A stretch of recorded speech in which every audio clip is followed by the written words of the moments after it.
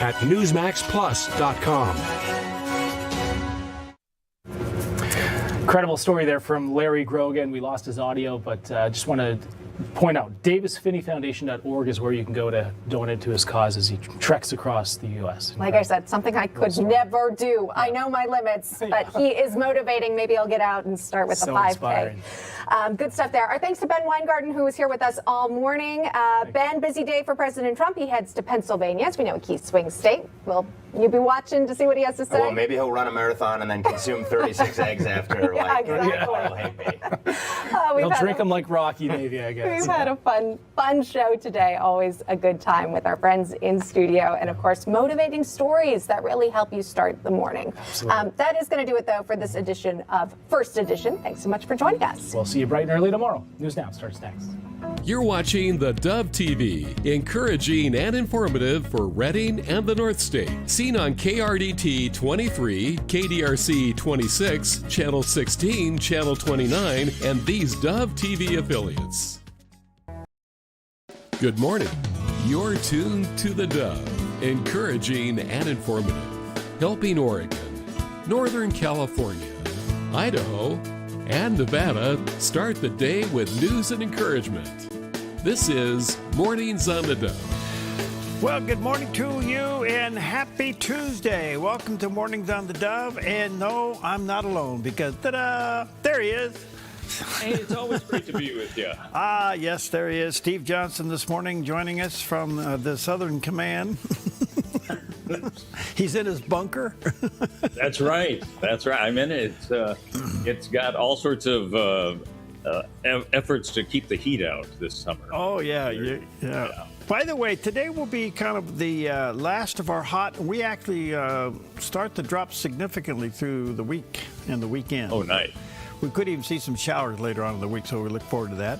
Anyway, good morning to you. A lot going on in the news. We'll get to that, but let's check in. What do you got for us today? And anything special? Yeah, I think this is special, but I need you to help me clarify this.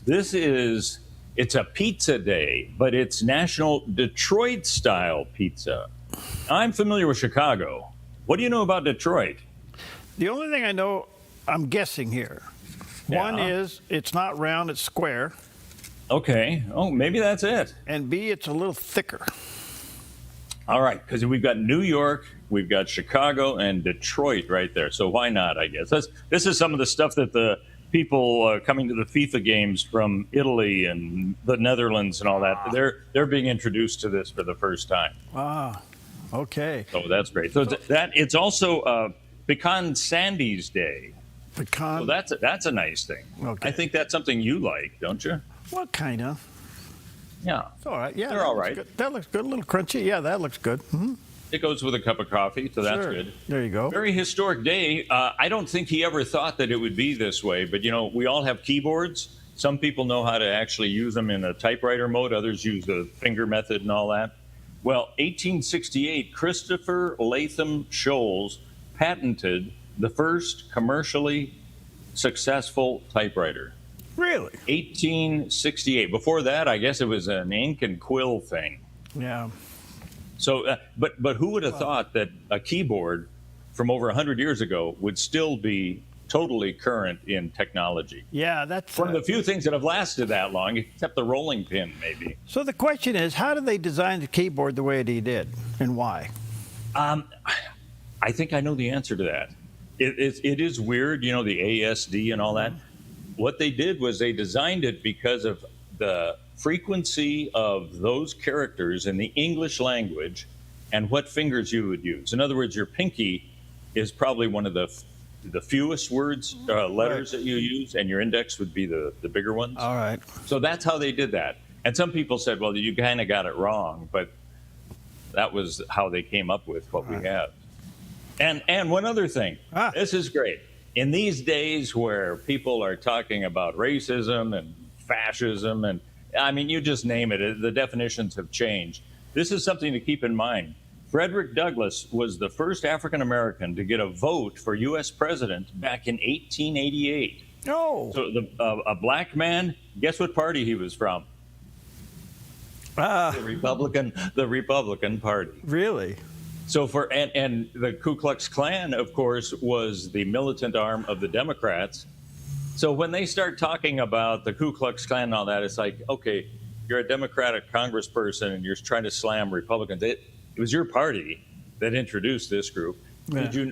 And of course, you have Abraham Lincoln, who was a Republican. Yep. And here you have Frederick Douglass, first black guy to get any kind of a vote for U.S. president, Republican Party. There you go. Okay, just thought I'd pass that Good stuff. on. Well, here's the question of the day. Okay. Why do we have a square box with round pizza cut into a triangle? Huh? Maybe that is Des Moines pizza. I don't know. I don't know. I think it's White City pizza. It could be. Square box, round pizza cut into triangles. All right, Maybe there you those go. boxes were cheaper that way by the dozen. There you go. All right, we still got a little warm weather to put up with. Let's check out the weather, see what it is. Here's a look at your Tuesday weather from Grange Co-op. Today in northern Oregon and southern Washington, gradual clearing, then sunny in mid-90s through Vancouver and Portland. Wilsonville reaches 98 and McMinnville 94 with lows tonight in the upper 50s to low 60s. Through the Willamette Valley, mostly sunny and hot with Salem near 95, Albany and Eugene in the low to mid-90s, and in Corvallis 93 with lows tonight in the 50s. Central Oregon sees increasing clouds around Prineville with highs near 91. Bend and Sun River stay mostly sunny in the mid to upper 80s, while Boise, Idaho sees hot and 93 under sunny skies. Along the Oregon coast, patchy fog clears to mostly sunny in Coos Bay near 71. Port Orford stays partly sunny in the mid-60s, while Brookings and Crescent City settle in the low to mid-60s with early patchy fog. In southern Oregon, heat advisories in effect for Grants Pass, Medford, and Ashland with temperatures in the low to mid-90s. Klamath Falls sees clear skies in the upper 80s. Northern California stays hot inland with heat advisories around Wairika and chance of thunderstorms near 93. Hot and 101 in Redding and Chico near 97, while Fort Bragg stays cool with patchy fog and 59. Across the Bay Area, morning fog clears to sunny skies in the low 80s for Santa Rosa and Napa. San Francisco reaches 69 with decreasing clouds, while San Jose turns sunny with highs in the mid-80s. Across Central California, sunny and low 90s in Sacramento. Stockton and Modesto reach the mid-90s, while Fresno, Visalia, and Bakersfield climb near 100 with lows tonight in the upper 60s to low 70s. Now it's a look at today's weather from Grange Co-op. All right, and a beautiful shot from the top of Roxy Ann this morning, looking almost directly north. The sun is up on the east side of McLaughlin there. Beautiful day. A little bit of a heat haze. You can see that. So be careful. It is very, very dry out there. All right. Mr. Johnson's with us today. Yes, I am. It is a good thing to be here with you, and I'm pulling this one thing up here so I know what I'm talking about. So I'm right here. Yeah. Here we are. Yeah. You have a huge screen. I have a little one, so it just takes me a little while. This is a guy that we listen to every once in a while. He's got a PhD, so he must know what he's talking about, and he does. Dr. Anthony George. We had Father's Day on Sunday, and he tells us how important it is to be called Father. This is so important to God that God the Father, God the Son, God the Holy Spirit, the Son of God who became Jesus, God did not conceive Jesus in a spiritual sense or eternal sense. The Holy Spirit conceived the human Jesus when the eternal Son of God became incarnate and took on flesh. But the Son of God who became flesh has always been with God as God, right? They are co-eternal in their existence. And yet when the co-eternal Son of the living God came to planet Earth and talked to the Father who was above us while he was God among us, what is the title that God among us used to refer to God above us? He called him Father. He could have called him anything. But the title that God chose to be employed not only by Jesus when he was on earth praying, but Jesus said that's how we should talk to God. In Matthew 6, he said, "In this manner therefore pray, who? Our Father in heaven, hallowed be your name." For God to have assigned the title of Father to himself tells us That word Father is a loaded word. It sure is. By the way, I was on a very interesting phone call with their media director yesterday. With who? Dr. George's? Yes, and we're talking about some things, and so it was very, very encouraging. Good. Now you're group of being people. very coy. You were talking about something. Yeah, well, I'm sure you were. You were on a phone call. Yeah. We're going to talk about some things. well, we were sharing pizza recipes. And trying to figure out why it's Detroit style. Huh? So you can't tell us anything? Well, you know, they do a lot of media, and we do a lot of broadcast media, so we're talking about a potential relationship. So we're looking at Good. Yeah. Good. Great guys and good people all the way around. More to come is what you're saying here. More to come. All right, good morning to you. 9 minutes past the hour. Let's take a look at some of the top stories. And as you know, yesterday we reported that Prime Minister Starmer resigned, but he is going to stay in office until they come up with his successor. And this has caused quite the stir. And the Labour Party's had a tough go lately. They've come from a landslide to a complete loss of everything to the point where their current Prime Minister has to resign. Is the door open now for Mr. Farage to come in? What do you think? Do you think it is? Nigel Farage is always looking to get his foot in the door, and I like listening to this guy. I like to hear what he has to say. Well, apparently he is now front and center. Will he be elected this time? Let's see. Anyway, here's what Nigel Farage had to say about all the going on in the UK. 10 years ago, on the 23rd of June, 2016, we voted Brexit. Much of our political establishment has never accepted the result. And even those that reluctantly did, namely the Conservative Party, refused to implement what voters demanded, namely lower levels of immigration and more freedom for our sole traders and small businesses. They were just two of the benefits we could have taken having got back self-governance. Under Starmer, the Labour Party has moved much closer back to the European Union, and if Mr. Burnham wins, they'll go closer still, which means Labour voters and the Labour Party are completely divided on this issue. But the bigger point today is that of a mandate, is that of legitimacy. I've no idea whether there'll be a contest or a coronation, but what I do know is the British public have simply had enough of political parties chopping and changing their leaders at will. We vote for somebody in a general election to be our Prime Minister. We expect them to serve their term.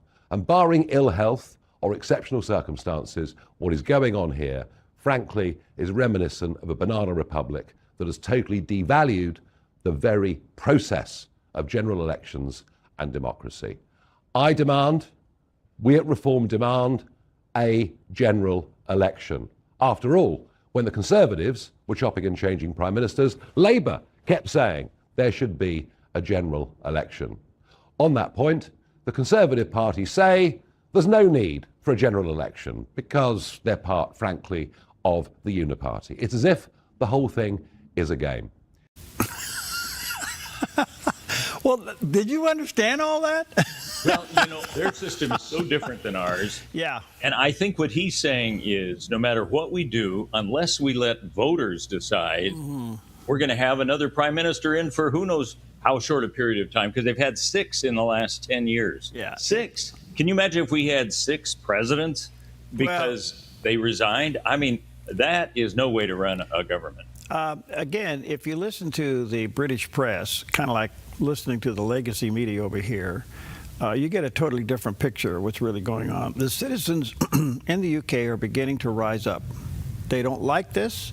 They don't like the coexistence of parliamentary common law and Sharia law commingling. They don't like that.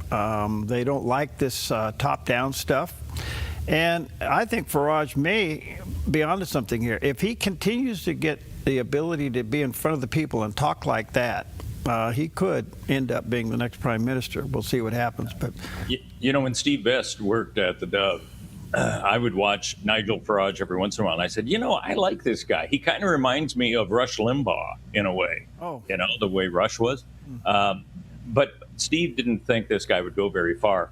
look where he's at now. I think it's gaining momentum. And all those people from England coming to the United States, seeing how it's run, all right, it's not perfect, but we haven't had 6 presidents in the last 10 years. Yeah. They're going back now, and I think they may be demanding more accountability from the government, perhaps. Let's see what happens. But the UK is in turmoil. And, we have to pray for our brothers and sisters over there. I mean, after all, what they used to be and where they are today. All right, the other story is the president, our president, he is still saying if Iran doesn't behave, he'll do what he has to do. And in the meantime, Vice President Vance is over there trying to put the deal together, at least put the MOU to bed, so to speak, get it done. They're saying progress is being made, but we don't know what's going on. One day after we saw Vice President Vance make his comments, a lot of people have been saying, are we giving Iran too much as far as financial benefits without holding them accountable? Maybe we should say, we're going to free up and make sure that you allow boats to go through the Strait of Hormuz. Then we'll talk about the financial aspect instead of doing it now. Well, so Trump is being squeezed, I think, from both sides. Not that that has a whole lot when it comes to Donald Trump, but he told in a news conference, he was asked this question, and he still said he is optimistic that some sort of an agreement can be made. As long as they respect us. I don't want to use the word fear, because that's an inappropriate word. But as long as they respect us, we're not going to have any trouble. We have total control of the strait. So the mechanism we have a Navy that had a blockade. I think the blockade was more impactful than dropping bombs, if you want to know the truth. It was like I said, they call it the steel wall. Nobody got through. Not one ship got through, able to go to Iran. They got through if we wanted them to go through. And we could set that up again in about 15 minutes. I would say, Pete, one phone call. How long would it take? Maybe half hour? They're ready to go right now if you need to. It'll be before we finish the meeting. No, we have, as long as they respect us, we're going to be fine. Well, whatever that means. This verbal war somehow has got to come to some kind of conclusion. So the vice president is trying to get the MOU finalized, and it's not quite done. So we'll have to wait and see what happens. And we've still got 60 days for that whole process to go through. That seems to me to be a long time. Yeah, there's a lot of people not happy with this deal, even though the president says, look, they don't get any of this money unless they perform. I understand all that stuff. But the fact that you'd be willing to give this money in the first place and not remove the regime, what in the world is going on? I mean, as far as Israel's concerned, they want the regime removed and the nuclear program completely annihilated. Now we have shifted. The only thing we want is for them not to have nukes, but maybe leaving the regime in place. So it's pretty controversial. And why talk about money until they agree to everything? But this next story is just an alarming story, and I bring it to you this morning not to be, super hyping here, but this is something you have to seriously look at. But New York, you kind of wonder what's going on in New York. But New York now, as the Civil Rights Division is threatening the Catholic nuns facing the loss of their nursing home licenses over gender identity and pronouns. Oh, wow. Now, the Dominion Sisters of Hawthorne have provided free palliative care to cancer patients in their last days for years. And New York law would force these religious women to choose between their faith and their license if they wish to continue serving the dying. And basically what the county and the state is saying to them, you will be required to use gender identity, pronouns, room assignments, and access to sex-specific facilities. Wow. Now, at what point is a human just treated as a human? Why all this stuff? And that's what the nuns are trying to do. I'll tell you what, you take on the nuns in a hospital and you're taking on a formidable foe. I think this is a no-win situation for the state, but why are they even doing this? This is ridiculous. Well, it's just woke on steroids. This is crazy, but, this has to be... I bring it to it because when we talk about these things, oh, that never happens, that'll never come to us. Well, here it is in New York. Yeah. And I'll guarantee you these nuns will, they'll continue right up to the end. They'll fight this to the end, and they should. They should. Yep. And hopefully they will defeat it. All right, so what else? How's soccer going these days? All right, we've got our match coming up Thursday, 7 p.m. I want to see it. That's for sure. I'm glad I live on the West Coast because I'm not watching it at 10 o'clock where I'll snooze during the second half. You know, it's just like, it's 11 o'clock. I'm tired. Hey, won't be a problem. More of part 2 of all of those people coming over from Europe, from other non-Europe countries as well, Australia, New Zealand, and everything, and their reaction to what they are experiencing in the United States, similar to what we saw yesterday, where their government has told them one thing, and don't even come to the United States for the FIFA Cup because, you're going to get robbed, or all these terrible things are going to happen to you. They come over and they go, they lied to us. The media is wrong on all of this in their countries. And here's more of the reaction for those people who came and were totally surprised at what they experienced. We are all currently witnessing the world healing right now, and here's why. Since the World Cup has started, we have seen so many people from across the globe come to America and absolutely love it.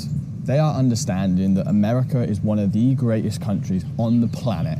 There is so much to do, and that the people are just wonderful. And the best thing about that is it's all the simple things, whether it's Waffle House, whether it's 7-Eleven, whether it's just big trucks.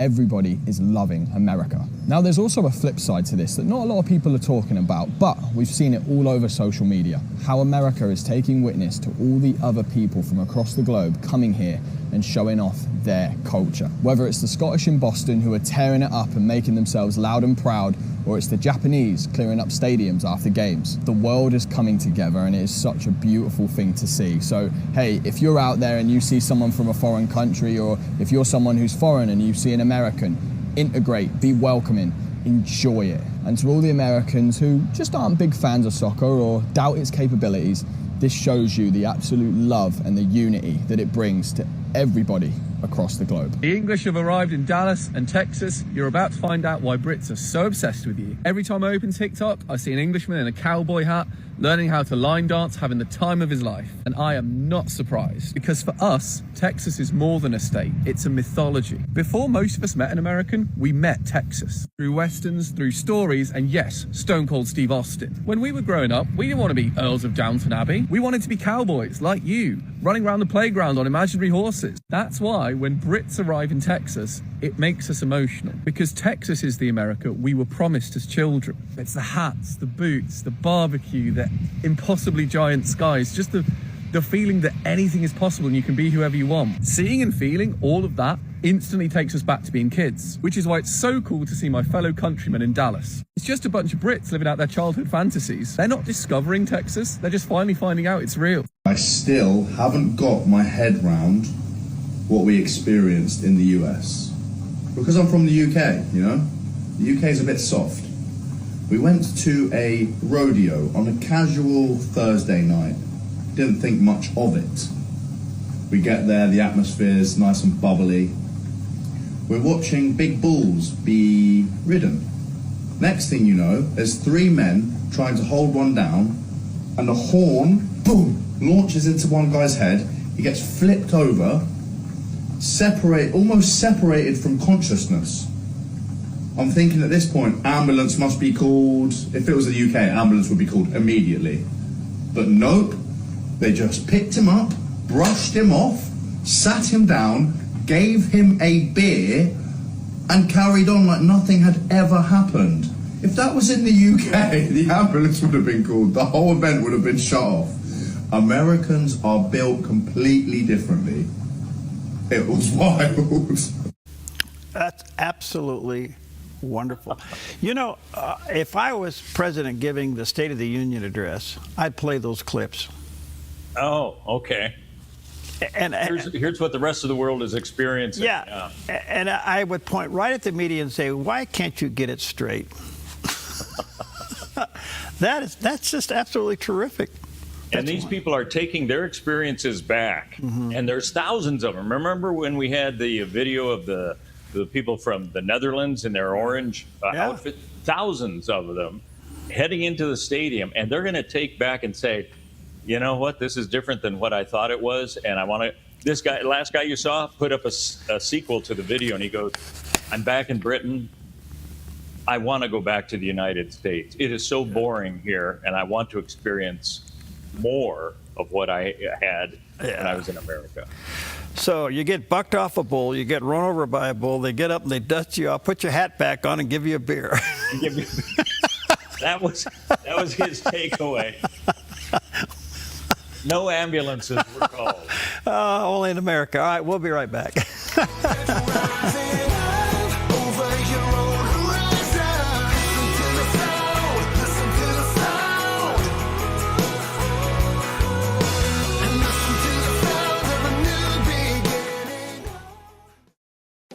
Since 1934, Grange Co-op has been more than just a store. We've been a cornerstone of our community, owned by people like you. We proudly offer top-quality farm and ranch supplies, including our own Rogue feed, as well as workwear, Western apparel, garden essentials, and pet care products. By signing up as a Grange Rewards customer, you not only enjoy exclusive benefits like special offers and 1% back on most purchases, but you also become part of something bigger, a cooperative that you own and help shape. Join Grange Rewards today. When life feels heavy, your body feels it, your mind feels it. That is why I created Organic Elements Wellness Spa, a place where wellness is not a luxury, it's a way of life. Step into our wellness lounge with a Himalayan salt room, infrared sauna, steam room, and invigorating cold plunge. Restore your nervous system, detox your body, and clear your mind. Then experience customized massage, advanced skin therapies, and result-driven facials, all designed to help you look as good as you feel. There's nothing else like this in Southern Oregon. This is your space to heal, to reset, to glow. Call today to book your private wellness party for up to 15 guests or surprise someone special with a gift certificate. Visit Organic Elements Wellness Spa on East Main Street in Medford. Book online at organicelementspa.com. Wellness is wholeness. Voted best of Southern Oregon. Hey, this is Ed, co-owner of Visiting Angels. To continue to serve our seniors, we need more caregivers with a heart to serve. Our mission statement is honoring the art of giving, which means we honor you, the caregiver. We know it's our people that make Visiting Angels the best in-home care provider and a great place to work. Come be our next amazing caregiver. Give us a call or apply online. At Visiting Angels, we're committed to you because we honor the art of giving.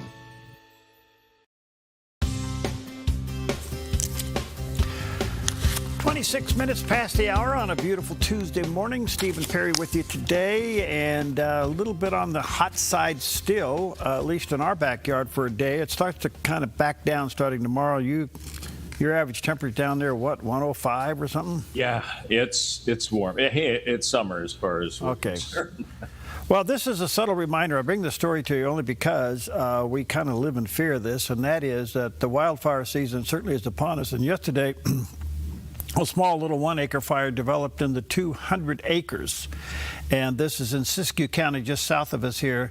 And the evacuation notices have been issued, and this is in the Monte View, California area.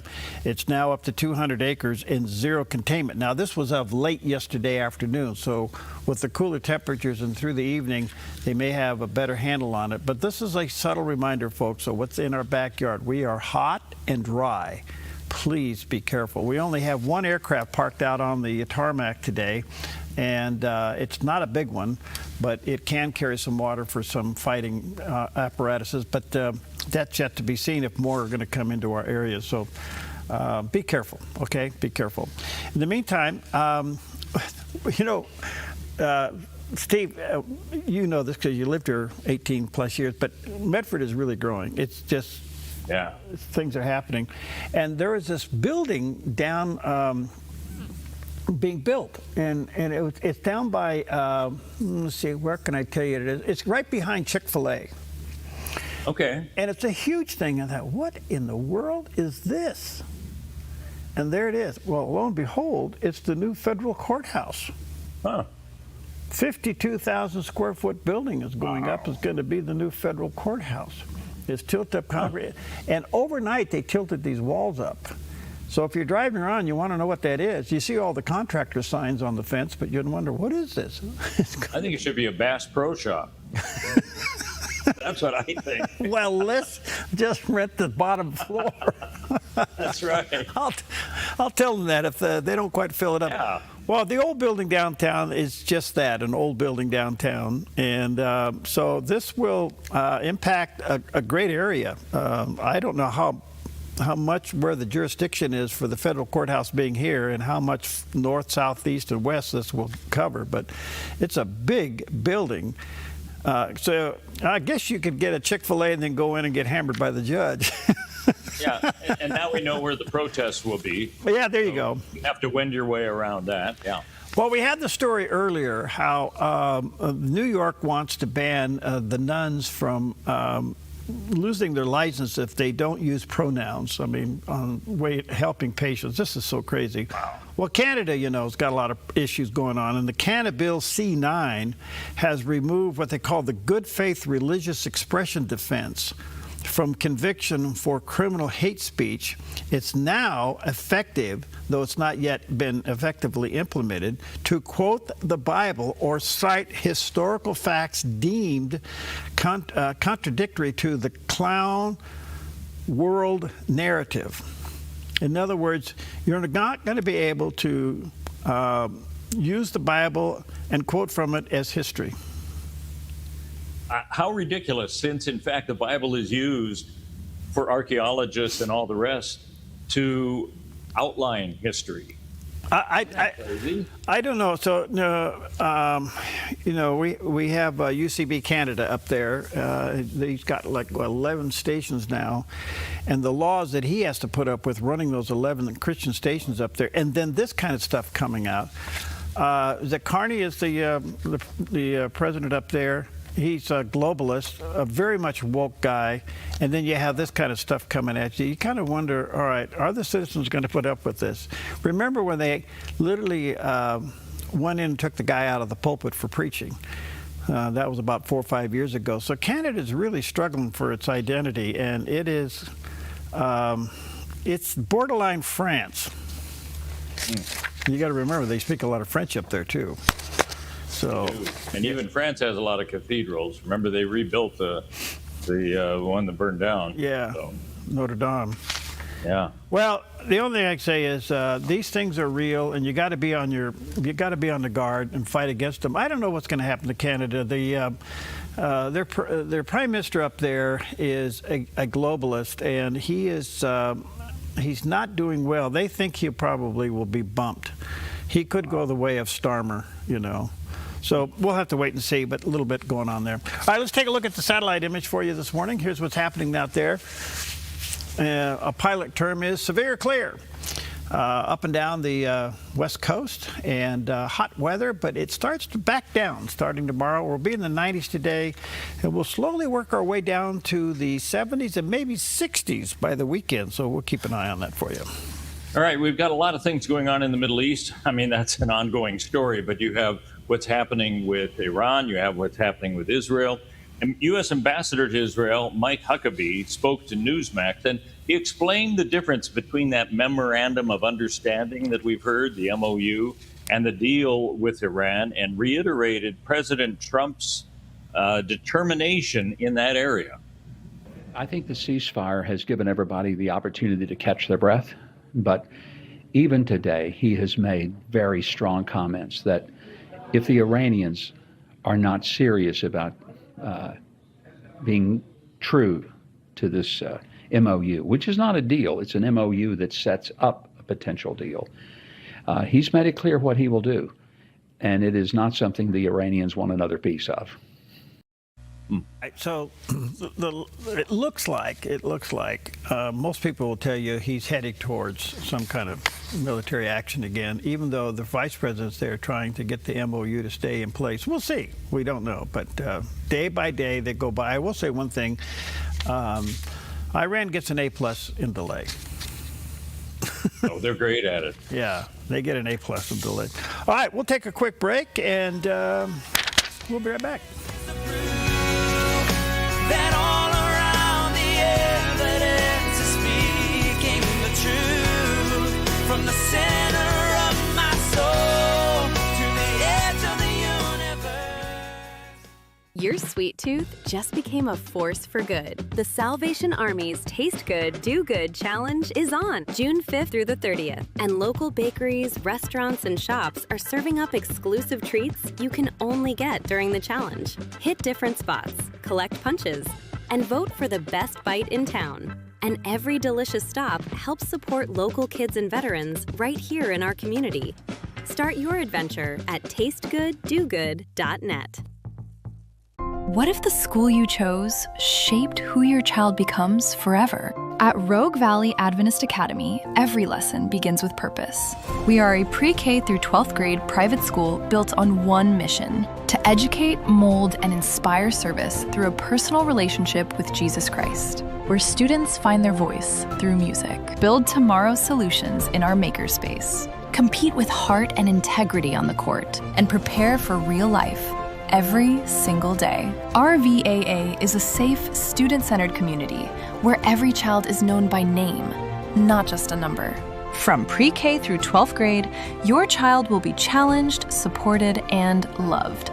Enroll now. Openings are limited. Visit rvaa.us or call 541-773-2988. Rogue Valley Adventist Academy, located in Medford. Join in and stand out.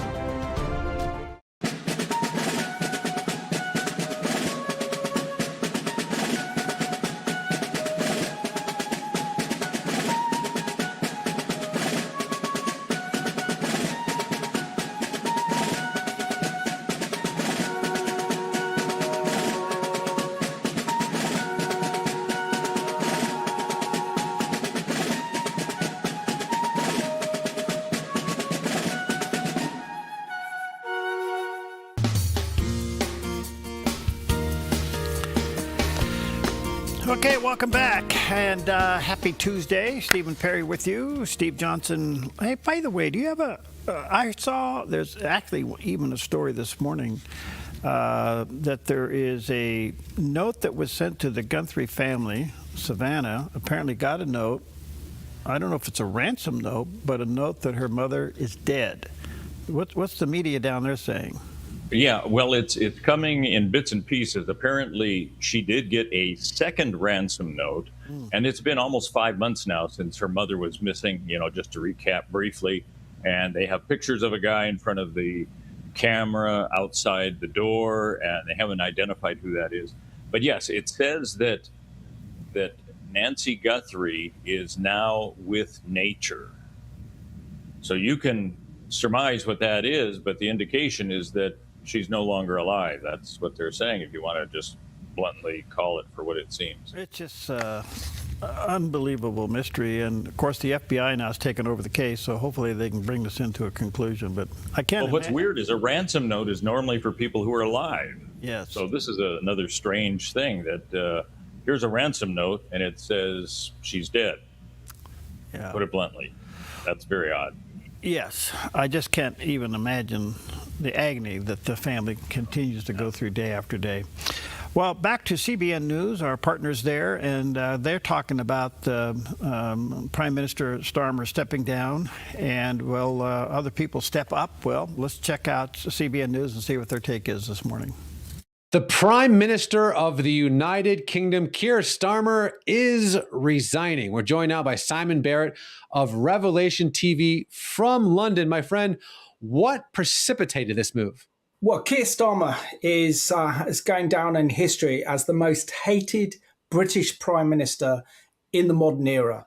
The fact that he won an outstanding majority only 2 years ago in the general election of 2024 with over 135 seat majority, a massive majority to actually govern the country.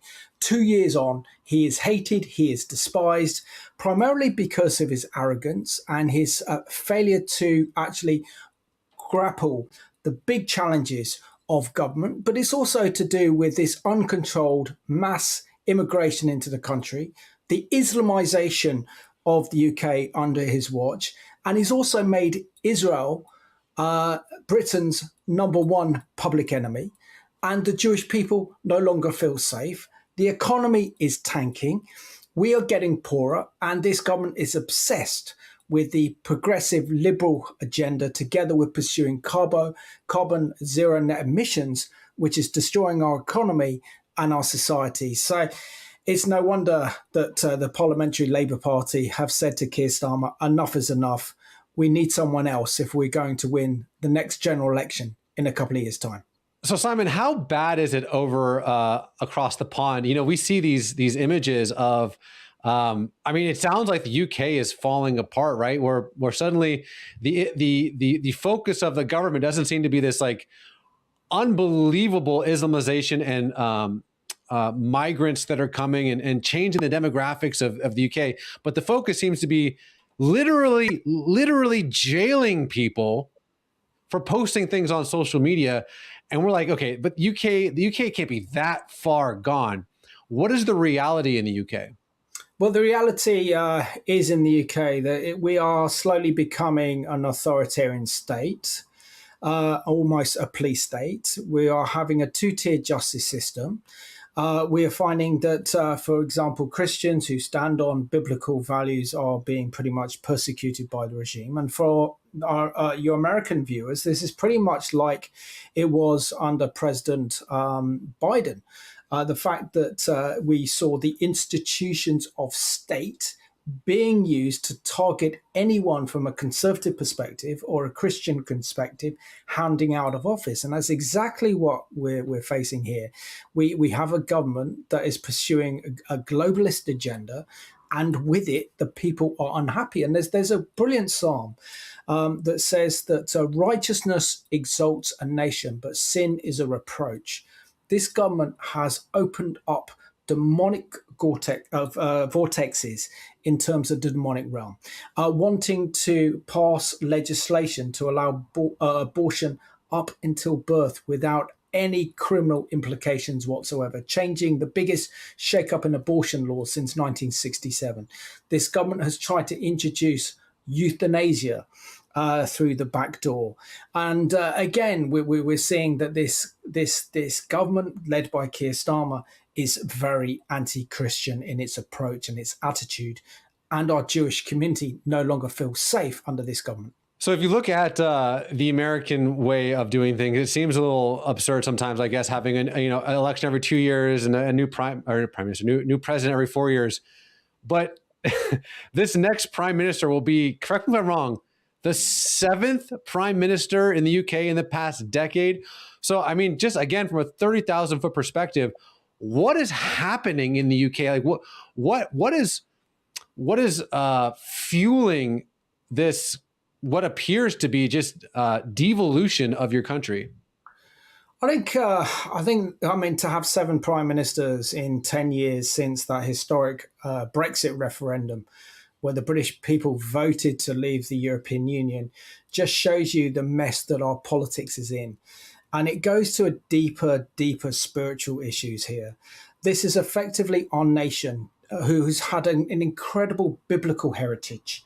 And we sent missionaries around the world. God has raised up this nation to confront evil. I mean, we saw that God changed history in the Battle of Waterloo back in 1850 and defeated Napoleon because Napoleon wanted to bring about a United States of Europe. This nation came to the fore in defending Europe from imperial German influence during the First World War, and then stood alone against the Nazis during the Second World War. And again, God has used this nation to push back the threat of the Soviets. So this nation has a special role in the eyes of the Lord. It's played an incredible part in world history and exporting our Judeo-Christian heritage and values around the world. But essentially, our nation has turned its back on God. We have become godless. We have become lawless. And as a direct result, we are under the judgment of God. And of course, you're not going to be blessed if you don't stand with Israel and the Jewish people. You're not going to be blessed if you pursue unholy, evil legislation that enslaves the people. And is it any wonder that we can't be governed when we look at the abortion rates in this country, where we look at the violence in this country?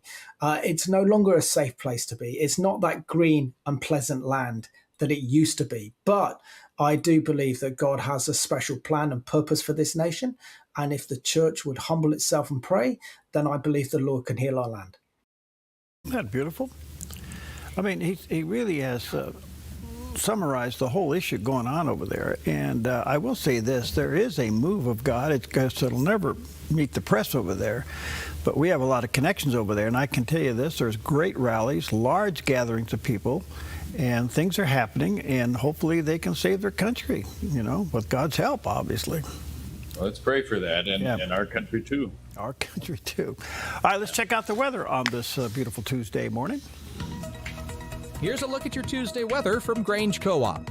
Today in northern Oregon and southern Washington, gradual clearing, then sunny and mid-90s through Vancouver and Portland.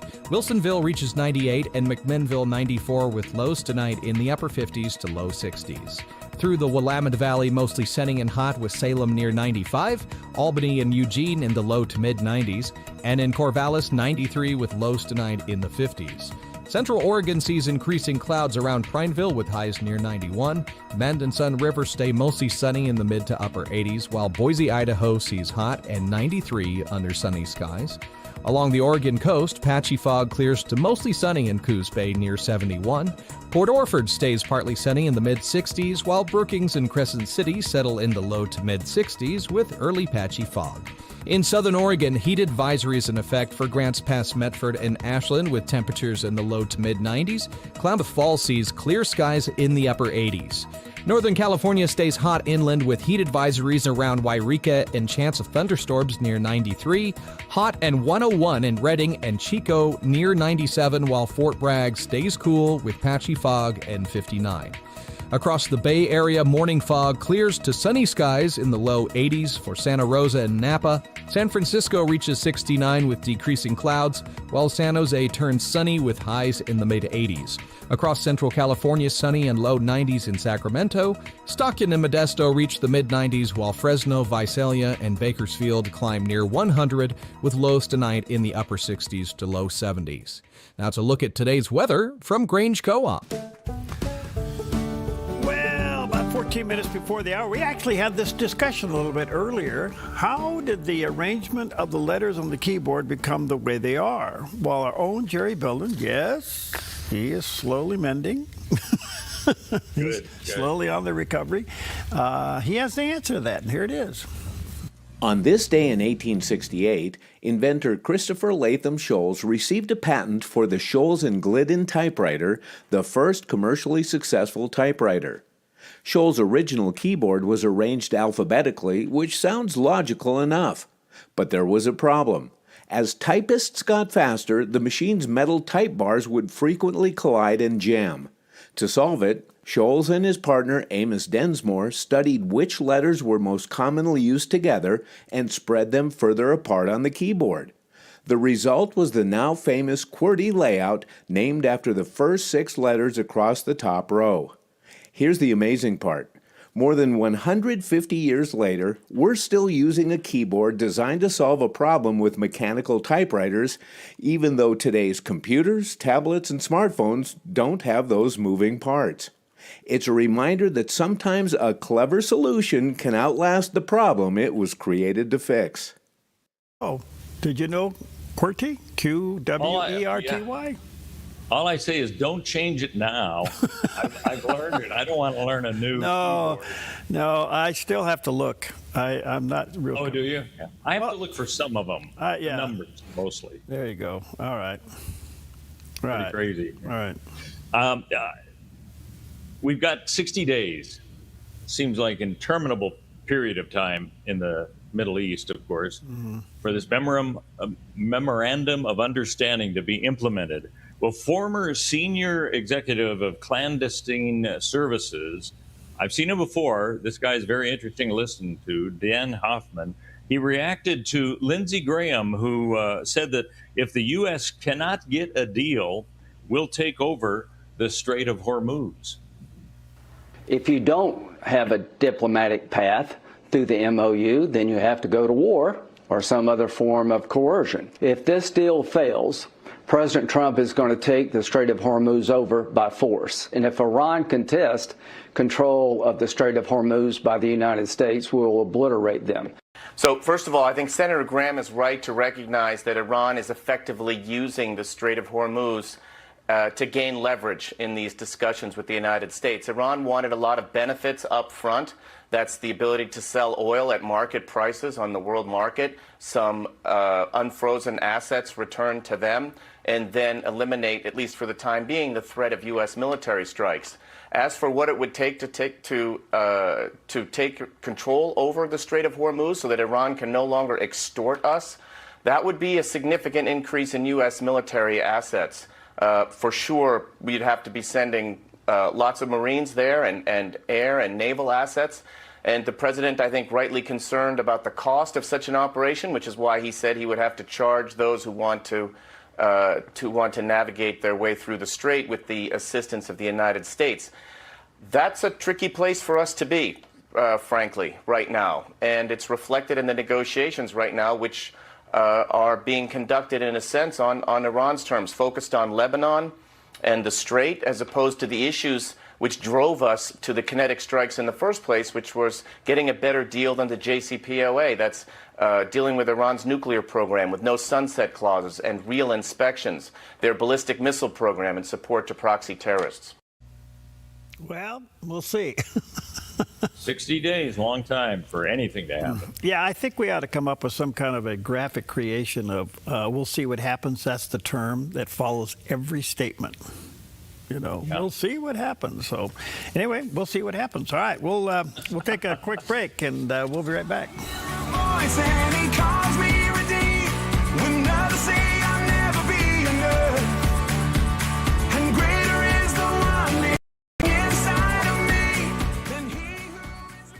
I'm Susanna, and I contracted KA Designs to do custom cabinets throughout my house.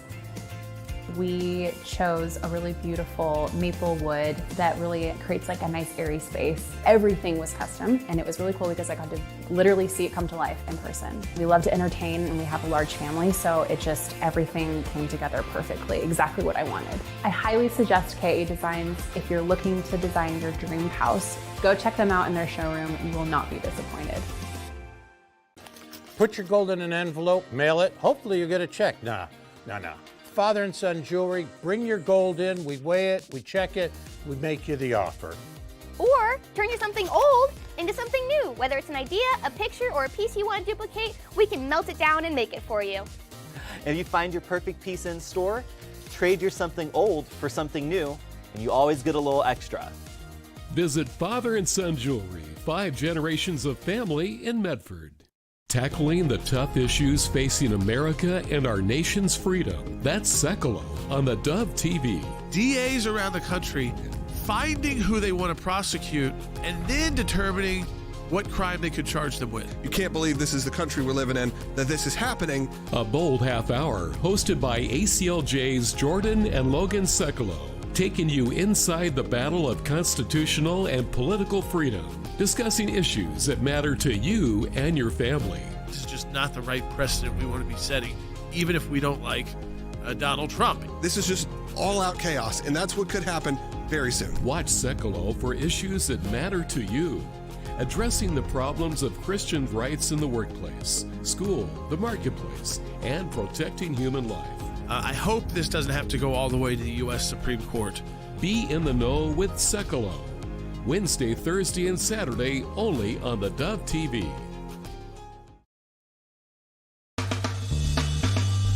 All right, 8 minutes before the hour. Welcome back on a beautiful Tuesday. Stephen Perry with you. The other day, I had Robert Spencer on from Jihad Watch, and he's quite a guy. He's a Middle East expert. And I asked him a big question. I said, I have to ask you the question. Do you think there's now a potential wedge between the United States and Israel? Here's what he had to say. The Iranians will keep on pushing because they regard negotiations just as a chance to get what they can't get in battle. They can't defeat the United States or Israel head to head, but they see that Trump very much wants a peace deal, and they're taking full advantage. They're not going to give an inch because he's already shown a willingness to give them what they want. They're going to keep pushing it. Israel is the weakest partner here, and Trump has already shown his belligerence. So I think that I very much hope I'm wrong here, and I certainly could be, but I think the most likely thing is that Trump will pressure Israel to stop fighting in Lebanon and make the alliance with the United States and Israel a make or break issue on that point. I mean, the Israelis were thrilled when Trump was reelected because Biden was so hostile to them. But Trump has turned out to be even worse.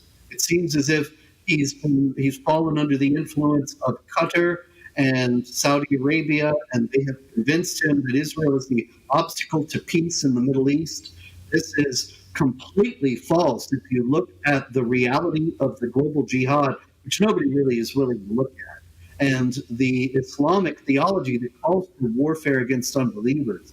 It's very clear that that is really the reason why there is no peace in the Middle East. But Trump, not since 2016, 10 years ago now, hasn't shown any sign of being aware of the gravity and the magnitude of the global jihad or being disposed to counter it. Meanwhile, he's grown increasingly hostile to Netanyahu and to Israel in general. So I don't see a good outcome to this.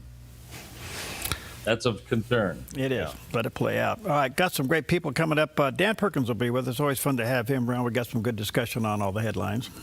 You know, we've got a lot of good Bible verses that we can pull out and say, you know, we need to live by what we read in the Bible if we actually believe that. How about love thy neighbor? Here is a good example of putting love thy neighbor into action. A 79-year-old woman who feared she would go to jail over the condition of her yard has discovered she wasn't facing the challenge alone. Beverly Thomas, a retired nurse, struggled to keep up with her property as arthritis and tremors made yard work increasingly difficult. After being summoned to court, she says she became so worried she had trouble sleeping. But after a local TV station shared her story, help arrived almost immediately. The next morning, 2 strangers knocked on her door at the very same time. One was an attorney offering legal help. The other was a lawn care professional volunteering to organize a cleanup. Soon, dozens more people stepped forward, offering everything from yard work to removing a large dead tree. For Thomas, who spent years caring for others as a nurse, the outpouring of support was overwhelming. What began as a frightening trip to court became a powerful reminder that sometimes a community shows up just when you need it most. Wonderful. Look around. You can help somebody. All right, take Psalm 118, verse 5 with you today. Out of my distress, I called on the Lord. The Lord answered me and set me free. What a promise. Take that with you today. Your love, all I ever needed is your love.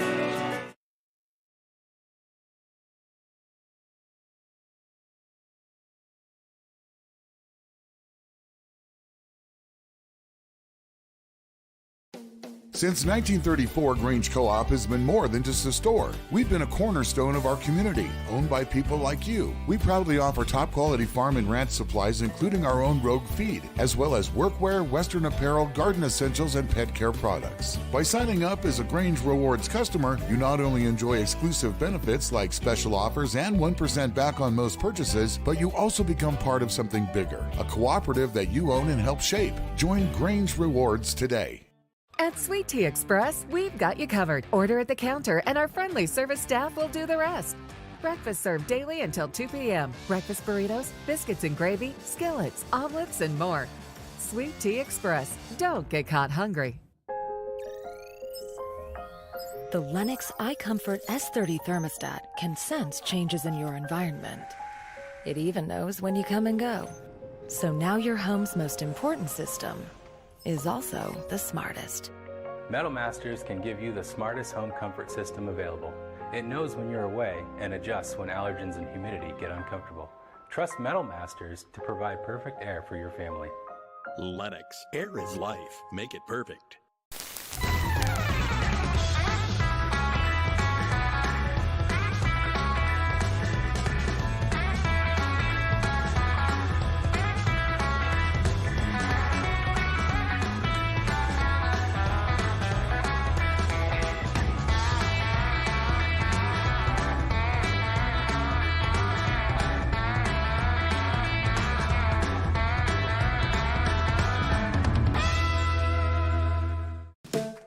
Jerry's Historical Archives. U.S. History. Great moments in time. Record breakers. Our music through the years. Historic leaders. Moments to remember. Go back in time. Back in the day. TV shows of the past. Nostalgia. It's a wonderful trip down memory lane with fun and interesting stories you might not know about. Relive the past and learn something new. Open up Jerry's Historical Archives, weekdays only on Mornings on the Dove. The Dove TV wishes you a happy 4th of July as America celebrates 250 years.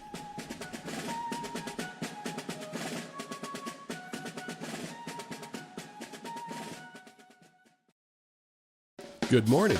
You're tuned to the Dove, encouraging and informative, helping Oregon, Northern California, Idaho, and Nevada start the day with news and encouragement. This is Mornings on the Dove. Well, good morning to you and happy Tuesday. Welcome to Mornings on the Dove. Mr. Steve Johnson, live and direct from the Southern Command down there in the bunker, staying cool. I'm in my cool bunker. He's in a cool bunker, but he has a hot cup of coffee. He's always ready to go. There it is. What's your flavor this morning? It's something that I've got an espresso machine. I had to try it, and it's got a weird name to it. It's like a Caspia or something, but it's great. It's dark, but not burnt, and it's quite good. So there you go. That's what I'm using. You want to know what I had for dessert last night? Coffee? Kinda. Oh, no, what was it? I had some fresh vanilla gelato. With some homemade whipped cream over the top of it. Oh, homemade. And then they gave me a shot of really hard espresso to pour over the top of that. Over the top? Wow. How about that? I like it. Yeah, it was pretty good. It reminded me, I told Peggy, I said, the Dove espresso machine, when we did this remodel, we had to take it out of service. We haven't put it back in yet, so just having that last night, I'm going, Even though Steve's not around, we got to put that espresso machine back in the service. You never know when I'm going to visit. That's true. So there you go. You're like a bad habit. You just show up. Hey. Anyway, good morning to you. Good to see you, buddy. You didn't know when I was visiting last time. No, you didn't. I came for the open house, remember? There you were. There you were. All right, good to see you. What's going on? You got anything special today? I do, and I did some research with my staff of Moose and Pepper, and we were able to figure this out. All right. It is Detroit-style pizza day. Ah, yes. And you were absolutely right. Oh, really? It's made to be square because supposedly the steel pans that you're supposed to use actually give it a different flavor. But also, if you really want it, here's the way you have the Detroit-style pizza. It's upside down in that you have the bread, of course, but then you put the pepperonis first on there, then you put the cheese on that, and the sauce. Okay. So you kind of invert it a little bit. I guess it's just to be kind of different. Oh. And it's also pecan day, so that always means pecan pie in my mind. But you can have pecan sandies too if you want. But I like cookies. Yeah, those are pecan pie is what I like.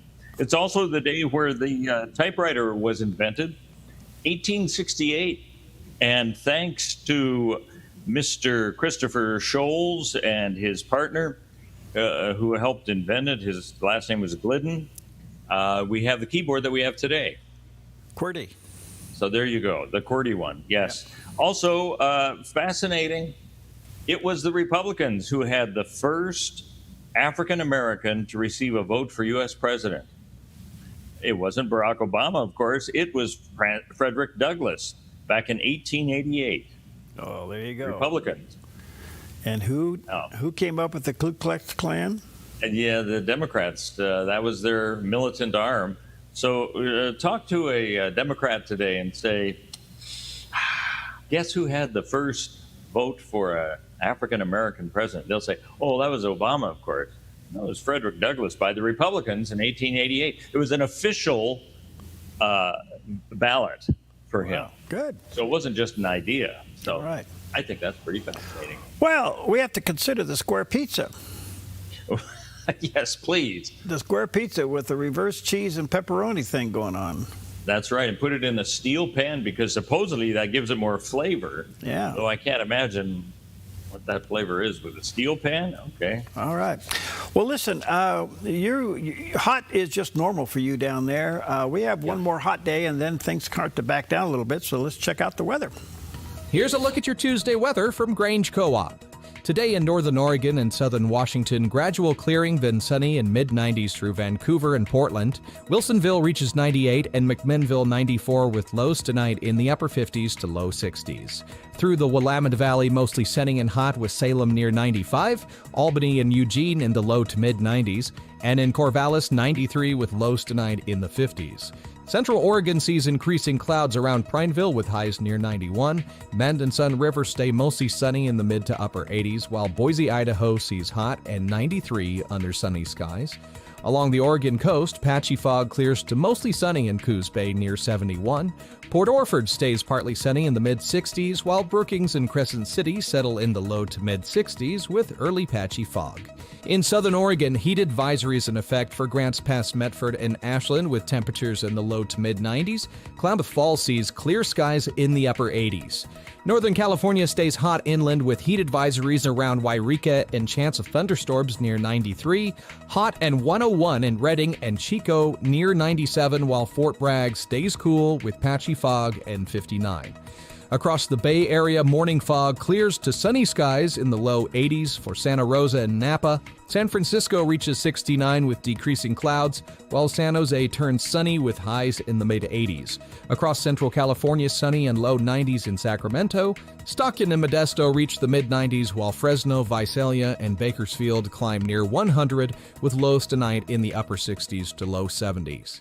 Now it's a look at today's weather from Grange Co-op.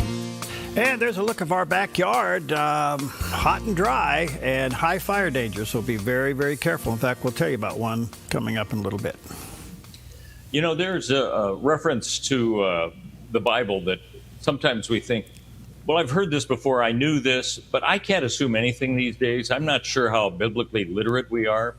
But when Adam messed up in the Garden of Eden, that really started the ball rolling to why Christ came to redeem humanity. And Dr. Anthony George talks about that fallen state that we needed to be redeemed from.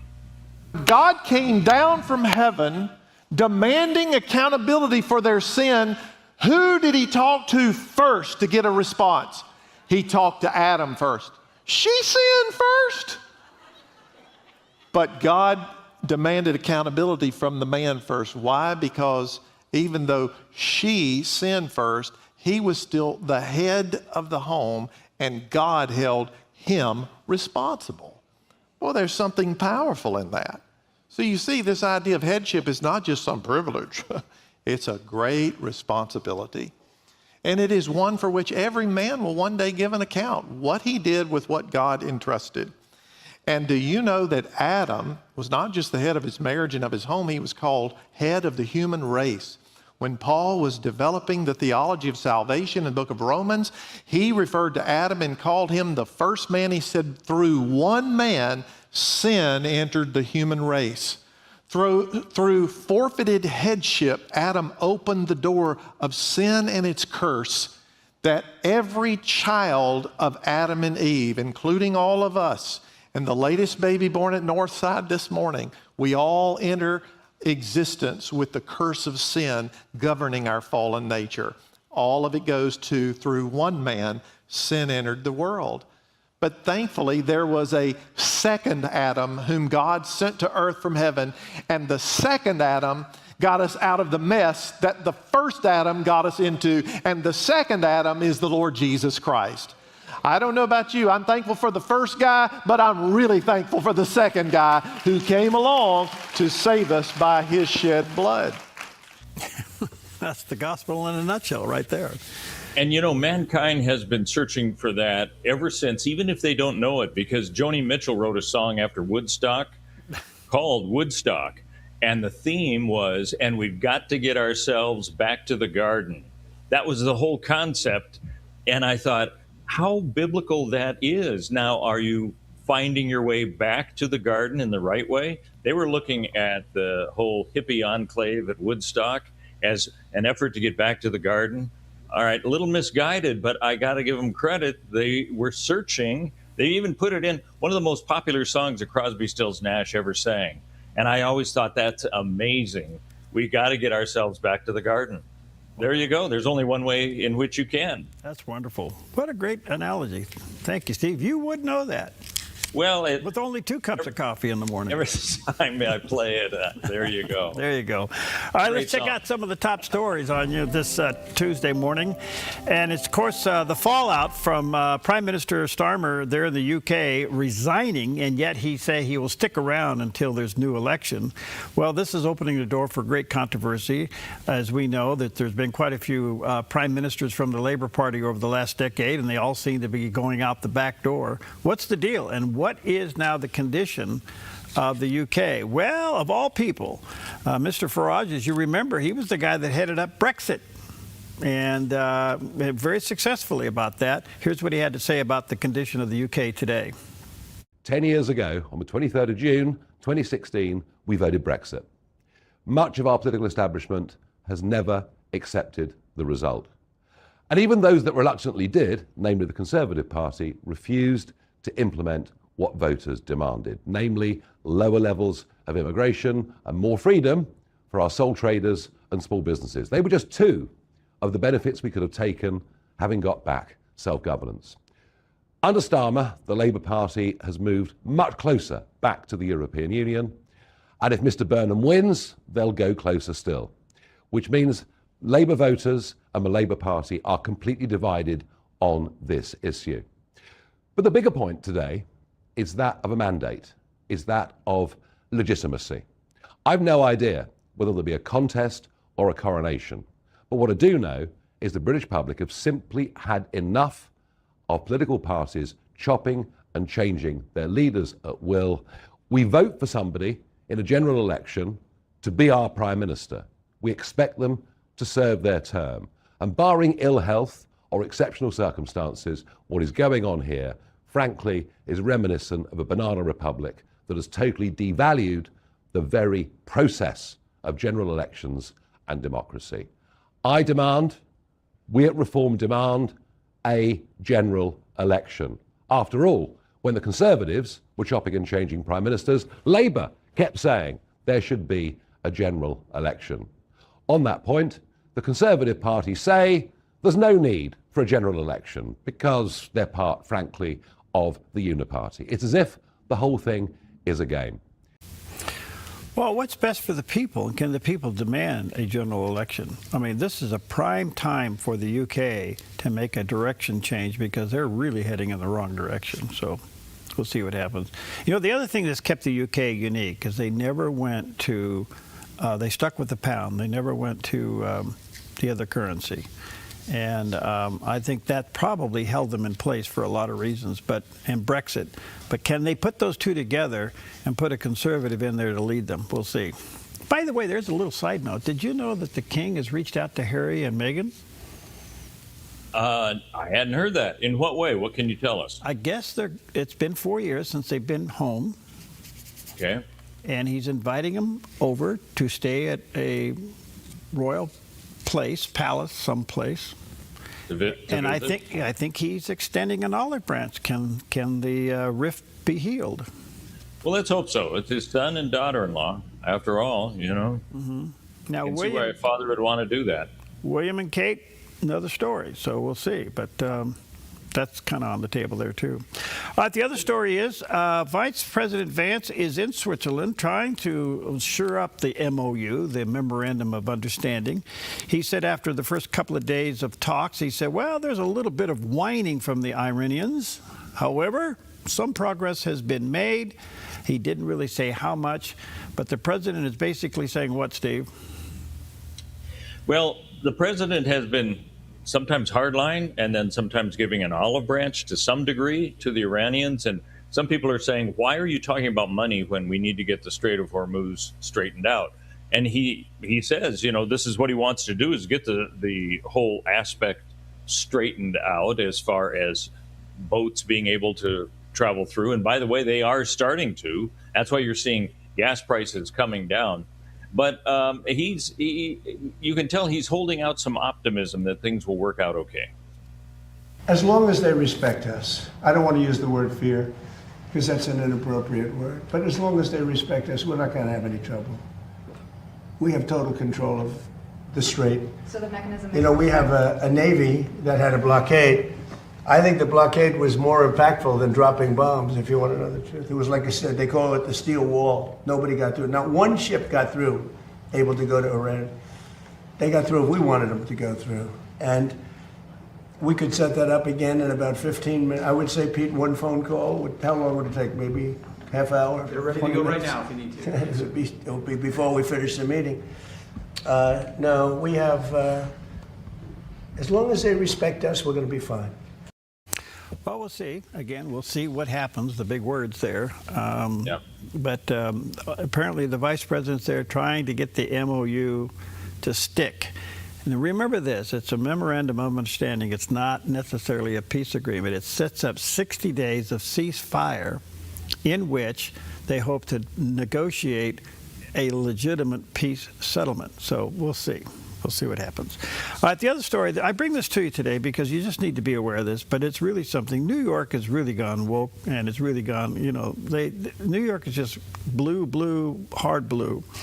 Well, apparently, there's a civil rights division there in New York, there in the judiciary, that is threatening the Dominican Sisters of Hawthorne, to take away their license to provide dying cancer patients fighting against what they call the New York trans ideology mandate. What is that?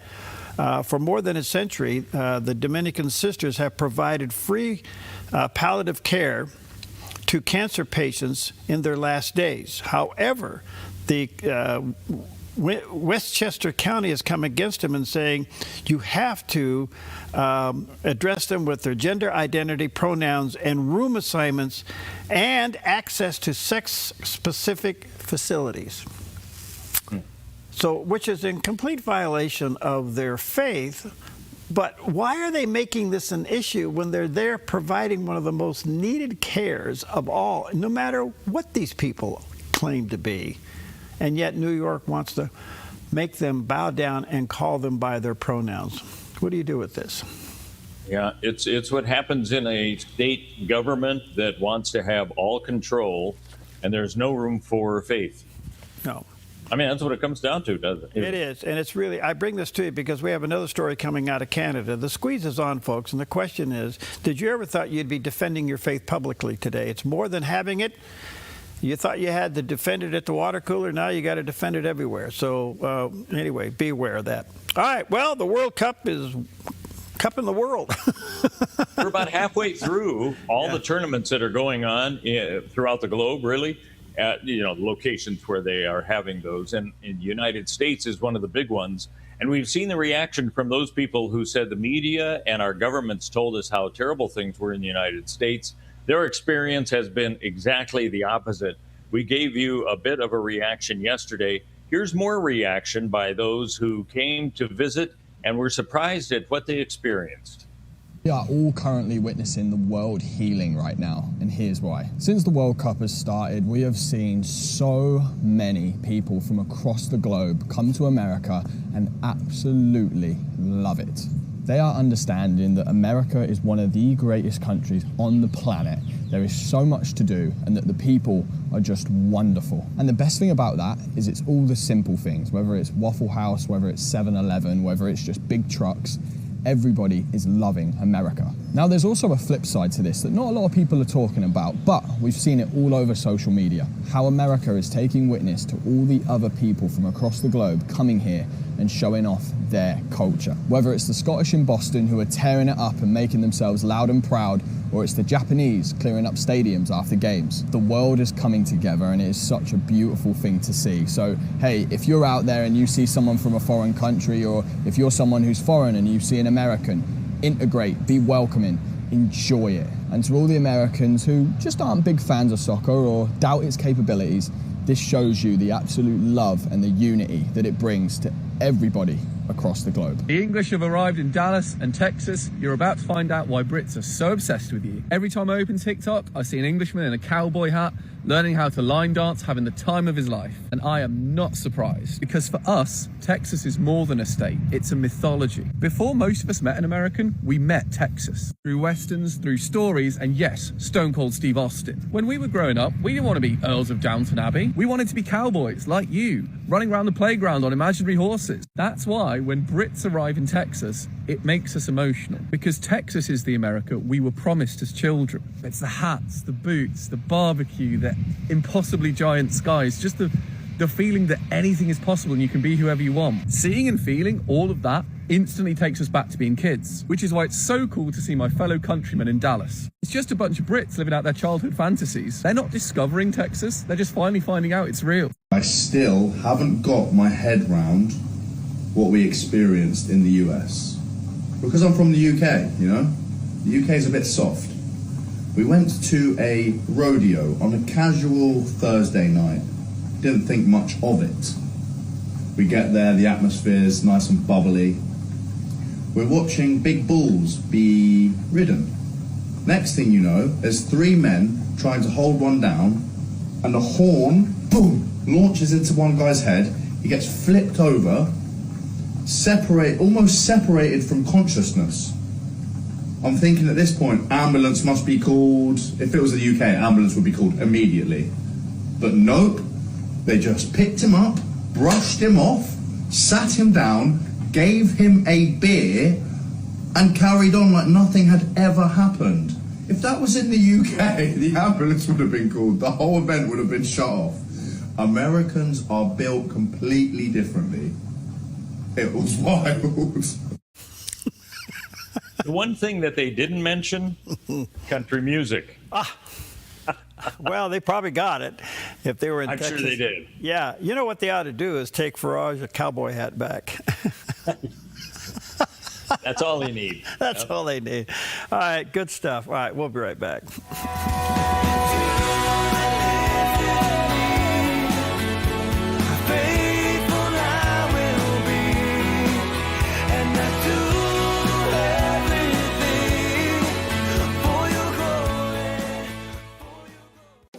Since 1934, Grange Co-op has been more than just a store. We've been a cornerstone of our community, owned by people like you. We proudly offer top-quality farm and ranch supplies, including our own Rogue feed, as well as workwear, Western apparel, garden essentials, and pet care products. By signing up as a Grange Rewards customer, you not only enjoy exclusive benefits like special offers and 1% back on most purchases, but you also become part of something bigger, a cooperative that you own and help shape. Join Grange Rewards today.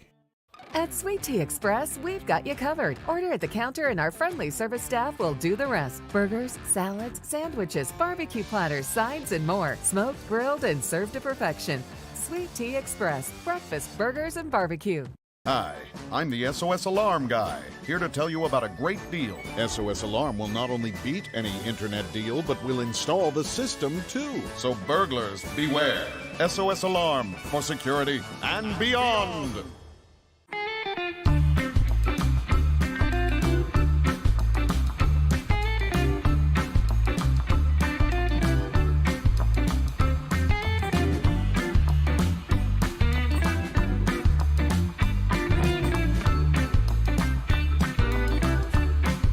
If you don't drive it, donate it.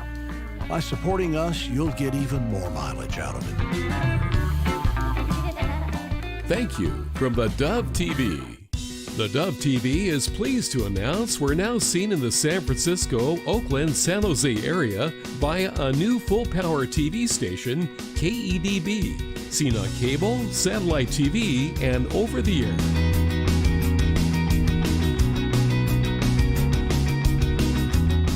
The Dove TV, encouraging and informative for San Francisco, Oakland, and the San Jose area on new full-power KEDB TV. Okay, welcome back. 24 minutes past the hour. You know, we had the story earlier, Steve, where the sisters there, Dominican sisters in New York, could lose their license if they don't use pronouns. And there's another story just to the north of us, and I'm actually jumping ahead a little bit, but I want to bring it to you first, and that is up in Canada. It looks like they're going to ban history and the Bible. They have the Canadian bill called C9, which removes what they call, quote, good faith religious expression defense from the convictions for criminal hate speech. But however, it's not in effect. And in the meantime, it will be explicitly illegal to quote the Bible or cite historical facts deemed contradictory to what they call the clown world narrative, if you can imagine that. That's amazing. That's Carney up there. Prime Minister Carney, he is a globalist. Of course, he replaced Trudeau. I don't know what to think of this. And Canada is economically in trouble, too, because of all of this stuff. So anyway, this just shows you how some of this stuff is really going crazy. The other stories to the south of us here, just as a subtle reminder for all of us here in the Pacific Northwest, especially right here in Southern Oregon, we are in fire season. It is hot and very dry. The Willow Fire broke out. It started out very small, less than an acre. It grew to 200 acres. And as of late yesterday, it was still uncontained. But that was late yesterday, so I don't know what the update is this morning as they come through a little bit of a cooler night. But this is a subtle reminder of how brittle everything is out there, how tender everything is there. Please be careful. And hopefully they get a handle on this right away. We have one aircraft, aerial bomber, sitting outside here on the tarmac this morning, a small one, and we'll see how the season goes. But there might even be some kind of an argument just how many assets are available to fight fires this year. We'll see. Yeah, because they do take those planes and reposition them based on where they need them, don't they? Yes. And so we share some of the big ones from down out of Sacramento, come to here, and then from here they go to other places. So it depends on where the fires are, but I will say this, there has been a little bit of a change in the thinking. They get on them a whole lot faster than they have in the past, so that's a good sign. But anyway, the bottom line is hot and dry. All right, for those driving around Southern Oregon, if you're out behind Chick-fil-A, you see this big concrete wall going up, and everybody's been asking the question, what is this? Overnight, it's Bass Pro. It's a Bass Pro Shop. You know, the problem with Bass Pro Shop here in Southern Oregon, we don't really fish for bass as much as we do salmon and other things. Oh, they got other things over there. Yeah. But anyway, everybody, because you could drive all the way around this, and the only thing you saw on the fence were the construction company signs, you know, the heating and air guys and the concrete guys and all that. What is it? What is it? What is it? Well, it is the new federal courthouse. Oh. And it's right behind Chick-fil-A. And so you kind of go, wow, this is big. 52,000 square foot building. And whoever thought a concrete wall would make news in Southern Oregon, but there it is.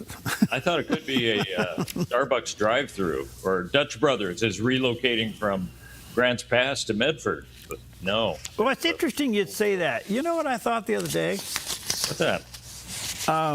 You know, coffee kiosks being what they are, you know.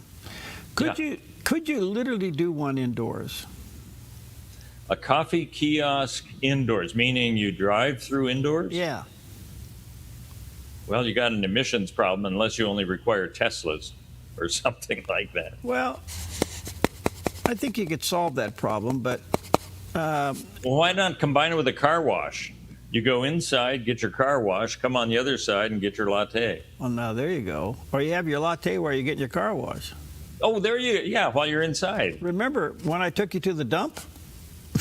Yes, and they had cappuccino machines there. By the way, one of these videos of a guy from like the Netherlands, they'd never really seen car washes where you'd sit in there and it goes through, and it was like Disneyland. Oh, really? So why not have a cappuccino before you hit the car wash, go through? Did they talk him into leaving the side, you're done with it, so you throw away your cup. I don't know. They talk him into leaving the windows down? No, they didn't. And it wasn't a convertible. Okay. All right, let's take a look at Wall Street on this Tuesday morning. Thank you, Preston, with Smart Lawn. And he has Smart Lawn. His wife has the Twin Creek ice cream shop over there at Twin Creek. All right, anyway, the Dow's not happy this morning with everything. It's down at 197, but still at 51,000 plus. The Nas is off 359 points. Wow, that's pretty far off for the Nas. And the S&P dumped 75, which kind of drives everything. So deep red ink this morning. I'm sure the Middle East is driving that. Silver continues to fall. 41.52. So does silver. Silver's down to 62.40. And the good news, crude oil's dropped down to $75.41 a barrel. That's a $10 drop in about 11 days. Not bad. Will we see it at the pump today? Steve. When it goes up, we notice it immediately. Yes. When it goes down? Yeah. A month or so. I know. It's a dry heat problem, Steve. I'm a little surprised to see the stock market way down and gold and silver also down. Normally, don't they go up? Yes. This is all emotions right now. Yep. Well, there you have it. Okay. We've been wondering who's going to be running for president. You know, the speculation is for 2028. And a lot of times they'll talk about, well, is it going to be on the Republican side? Is it going to be J.D. Vance, Marco Rubio, or somebody else we don't know about? On the Democrat side, they've got bigger questions because I don't know that they really have an idea. But Fox Business's Maria Bartiromo spoke with the California Post opinion editor. His name is Joel Pollack. And he responded to this clip. And you've seen this guy in the news quite a bit lately, Democratic Congressman Ro Khanna, when he was asked if he's going to try for the Democratic nomination for president in 2028. Look, I believe that the central issue is the economic divide in this country. And I have a vision of economic patriotism. I want that platform out there. Look, I was speaking to the Teamsters. I'll just take this 20 seconds on this point. And I was going through my whole economic plan. And then I said, I know a lot of people out here have voted for Trump. And you know what? We've got to stop insulting each other. We've got to start working together. We've got to start to figure out a united purpose in this country. I think you answered my question. Plan for America. You're running on Trump's agenda. You're running on Trump's agenda. He's building up America. He's getting the supply chains to America. You're running on Trump's agenda. Well, Ro Khanna symbolizes everything that's wrong with American politics today. So he comes on your show and he styles himself as a moderate who can talk to Trump voters. But actually, he's become a left-wing extremist over the last few years as he, like Gavin Newsom, tries to position himself for 2028. He went from being the Silicon Valley congressman to supporting the billionaire tax that would gut the wealth of Silicon Valley and kill innovation. He's also become a raging anti-Semite, and he supports the most anti-Israel politicians he possibly can find. And this is, again, from a congressman who represents Silicon Valley, where Israelis work and Israel has significant investments and cross-pollination. And finally, he made the Epstein files his big issue. He smeared people from the House floor so he couldn't be sued under the speech and debate clause. And then after all that, he goes and backs Graham Plattner in Maine, who has credible sexual misconduct allegations against him. And according to Ro Khanna, that's just fine, but somehow Jeffrey Epstein isn't. He is really the worst of American politics, and I think he's good on cable shows, but I don't think he's going to make any headway in a Democratic primary, and I really think he represents everything Americans detest about politics. We see politicians doing this all the time. They pretend to be one kind of person, and then they become another kind of person when they're looking for votes. Oh, there you go.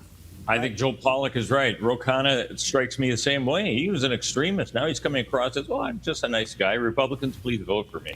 Remember that the left gets an A+ in blaming you for what they do. And the latest rumor this morning, Tucker Carlson, as you know, yesterday announced very publicly he's left the Republican Party. He's angry. I heard that. I'd like to hear more explanation of that. Now he, thinking about running for president. What party? Democrat? I don't know. Okay. The Banana Party. Politics is the Detroit Pizza Party. Fun little thing. All right, we'll be right back. Crazy, man. We'll be right back.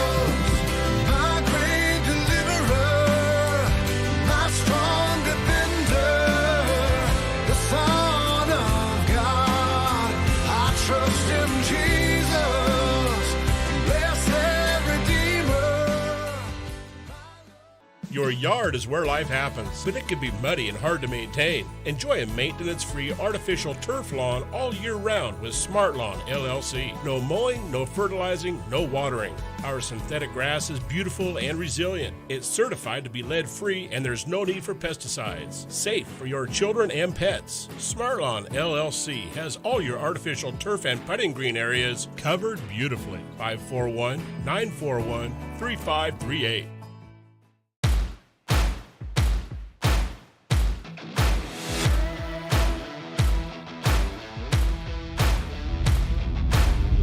Men of Southern Oregon, please join us for our next Game Changers, June 27th, with Eddie Penny. He's the author of Unafraid. He was on SEAL Team 6. He's got a thriving ministry and podcast. Can't wait for you guys to hear his story.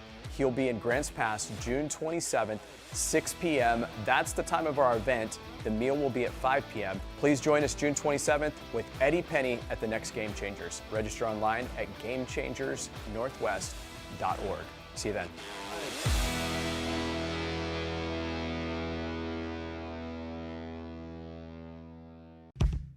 Your property demands equipment with more reliability, durability, and versatility built in. Kubota equipment is ready to get the job done right.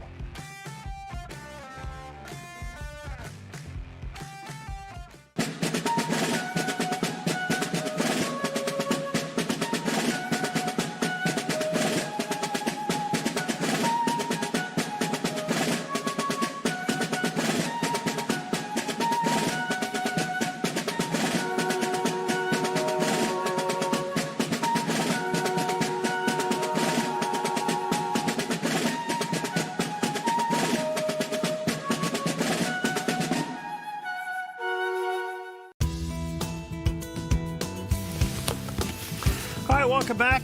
25 minutes before the hour. Steve and Perry with you. Steve down at the Southern Command, getting ready to take in a hot day down there, but it's the dry heat. We said about that. I got my thumb on the red button. I could push it anytime. That Southern is Command. For AC? Yes. Oh. Okay. Or a fan. Okay. Oh, so are we on the same time now? We are. Okay. So, all right, because there's that time where you guys never changed, did you? You gave it up, all that. That's right, and it's the way the United States should be. You know, why are we changing that whole daylight savings time thing again? All I know is you and I can watch the FIFA American game on Thursday night at 7 p.m. Okay. That's when it's on. Okay, and you know, it's coming west, those games. There's going to be one in L.A. and one in Portland. Yeah, they're kind of all over the place. This is great for people who are traveling from other countries. Yeah. And they see how big the United States is, and they hopefully, Portland will show them a good time. Yeah. Hopefully. We'll see. Yeah. Hopefully no protests. Oh, there you go. All right, let's check back in with our friends at CBN News. In particular, Julie Stahl has the latest on the talks between Iran and the United States. Vice President Vance sounded a positive note after the first round of talks with Iranian negotiators on Monday. This is laying a foundation for what could be a truly transformed Middle East. But we haven't built a house yet. We're going to have to keep on building, and that's what we'll do. Vance says he felt great about progress made. Number one, we set up the mechanism to ensure not only the Straits of Hormuz are open, but will stay open. Number two, we actually set up the right mechanism to ensure the regional ceasefire to manage the inevitable conflicts that will come up. We have the Iranians allowing weapons inspectors, nuclear inspectors into their country for the first time in a long time. Following the agreement, the U.S. temporarily lifted sanctions, allowing Iran to sell oil on the open market, which could deliver billions of dollars to the regime. Iran's foreign ministry spokesman, however, said Iran did not make any new commitments on its nuclear sites. In the Oval Office Monday, the president said the U.S. will take action if Iran breaks the deal. If Iran doesn't live up to their agreement, or if they're not behaving, I will do what I have to do. Canadian-Israeli billionaire businessman Sylvan Adams told CBN News the MOU doesn't make sense, and he believes Trump is just trying to get past the midterm elections in November. I think the idea is to not go into the midterms with economic turmoil. So Trump is basically, I think, my theory is, taking a pause, taking his foot off the gas pedal, going into neutral, so that he can get through the midterms. For Israel, the most immediate concern is Lebanon. Israeli and Lebanese delegations are due to meet in Washington today to discuss the disarmament of Hezbollah and normalizing relations between the two countries. One controversy is a deconfliction cell the U.S. and Iran agreed upon that includes Iranian participation but not Israeli. Israeli Prime Minister Benjamin Netanyahu said their troops won't leave southern Lebanon until the Lebanese government proves it can disarm Hezbollah. I stand firm that we will remain in the security zone in southern Lebanon for as long as necessary to protect the residents of the north and all citizens of the country. Julie Stahl, CBN News, Jerusalem. Middle East Bureau Chief Chris Mitchell is joining us now with more. So, Chris, what more can you tell us about Iran's view on UN nuclear inspectors? Well, Ephraim, Iran says it hasn't held a meeting with the IAEA chief. They say there's no protocol for any inspections. Iran has suspended cooperation with the IAEA after last year's June 2025 war for 12 days. The question is, will they be able to access civilians and military sites? Vice President J.D. Vance really is touting this inspections as really a great victory. But many analysts here, Ephraim, remember decades of Iran resisting and evading IAEA inspectors for many, many years. The White House wants inspections anytime, anywhere, with no warning. And we wonder if that's going to happen to, will Iran allow that? And will this framework be any different? And it's also another example, Ephraim, the really U.S. is saying one thing coming out of these talks and Iran saying quite another. Let's talk about the money Iran will make off of its oil revenues. Could they not use that for terrorism? Well, Iran says they can use the money any way they want.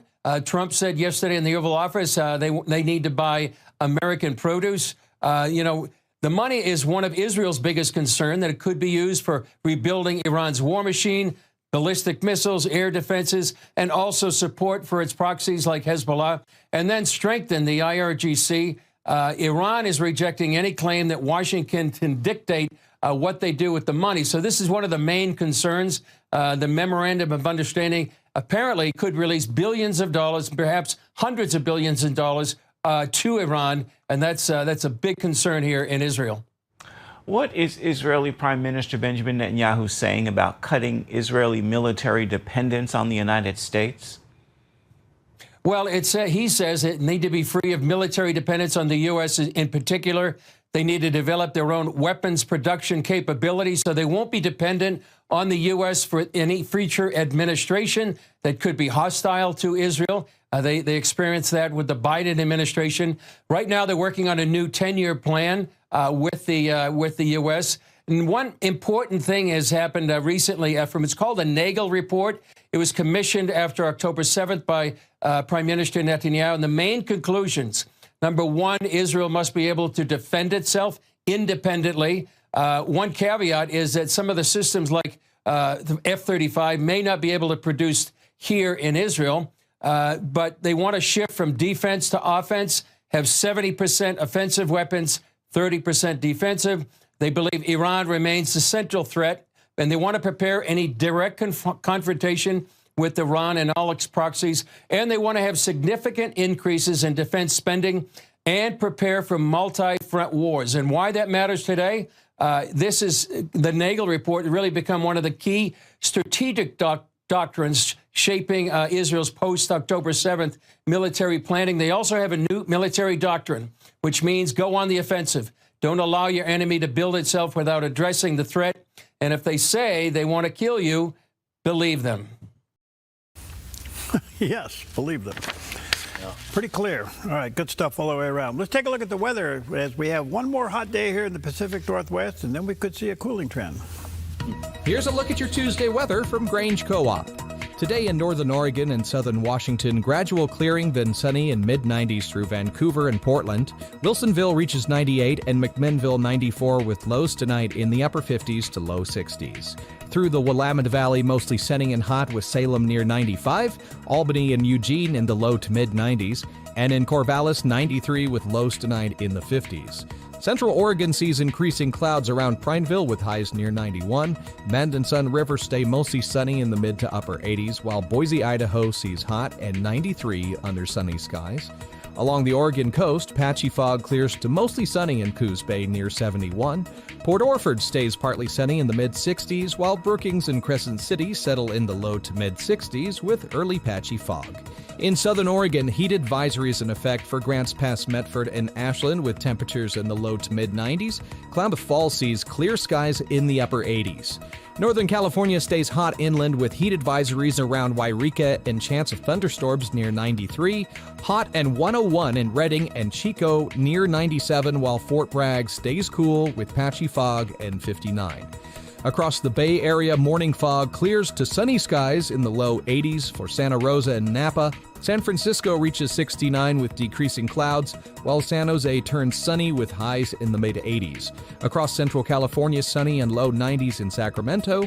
Stockton and Modesto reach the mid-90s, while Fresno, Visalia, and Bakersfield climb near 100 with lows tonight in the upper 60s to low 70s.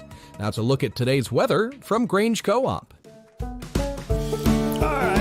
To you a little bit of Jerry's historical facts. Yes, he is working a little bit from home these days. He's recovering. And we talked about this at the top of the hour, that today was the inventing of the typewriter. Is that right, Steve? Yeah. All right. Well, how did we end up with this weird keyboard? Jerry has the answer. On this day in 1868, inventor Christopher Latham Sholes received a patent for the Sholes & Glidden typewriter, the first commercially successful typewriter. Sholes' original keyboard was arranged alphabetically, which sounds logical enough. But there was a problem. As typists got faster, the machine's metal type bars would frequently collide and jam. To solve it, Sholes and his partner Amos Densmore studied which letters were most commonly used together and spread them further apart on the keyboard. The result was the now famous QWERTY layout, named after the first 6 letters across the top row. Here's the amazing part. More than 150 years later, we're still using a keyboard designed to solve a problem with mechanical typewriters, even though today's computers, tablets, and smartphones don't have those moving parts. It's a reminder that sometimes a clever solution can outlast the problem it was created to fix. All right. Well, I learned on a typewriter, an IBM 500, I think it was. And so, yeah, but even then it had the ball that moved, remember? Oh. And so you didn't have that problem either with the keys there. Yeah, the big, that little ball thing that worked around, that was pretty good. But you still had to buy ribbons. You did. That was in every major office. Yeah. IBM was the king at that point. And everybody wore white shirts to work. Yeah. And ties. And ties. Remember those days? Yeah. All right. I did. That's one thing I left a mark on FLR. I got rid of ties. That was one thing I did. You did, and they still thank you. They have to wear hats, though, so they tip their hat to you. There's a statue of you outside. I'm sure there is. Yeah, I'm sure there is. And they walk in. I took a organization that wore ties for 920 years and eliminated ties. Yeah. The statue looks like this of you.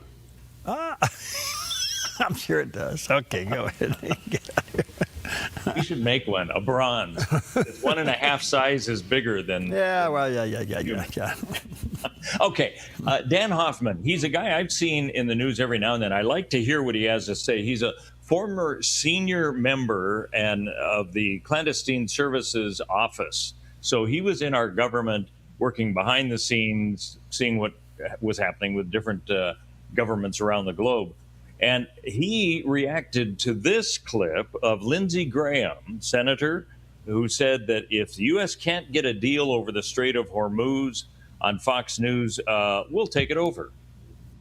If you don't have a diplomatic path through the MOU, then you have to go to war or some other form of coercion. If this deal fails, President Trump is going to take the Strait of Hormuz over by force. And if Iran contests control of the Strait of Hormuz by the United States, we will obliterate them.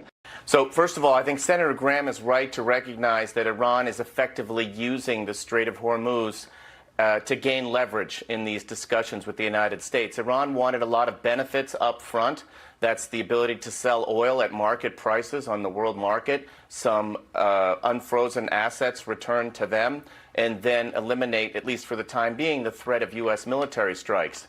As for what it would take to take control over the Strait of Hormuz so that Iran can no longer extort us, that would be a significant increase in U.S. military assets.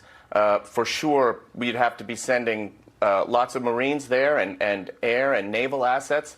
And the president, I think, rightly concerned about the cost of such an operation, which is why he said he would have to charge those who want to navigate their way through the strait with the assistance of the United States.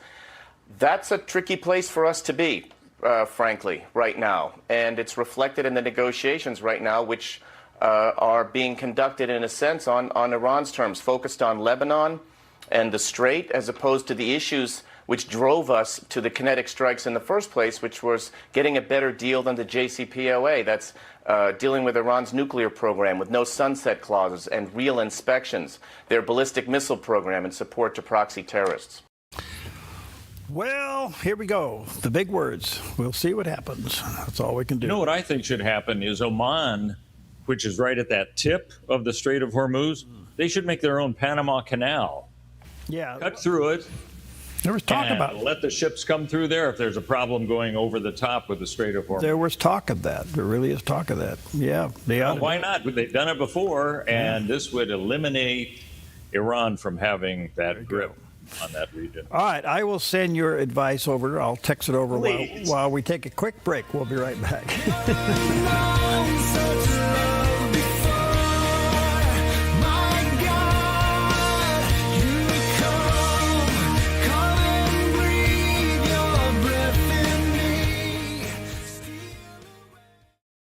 The Salvation Army fleet of vehicles is critical to providing essential services in our community, from picking up food for our food pantry to taking kids to camp and youth programming. We rely on Kelly's Automotive to keep us on the road so we can continue to provide the needs of our community 365 days a year.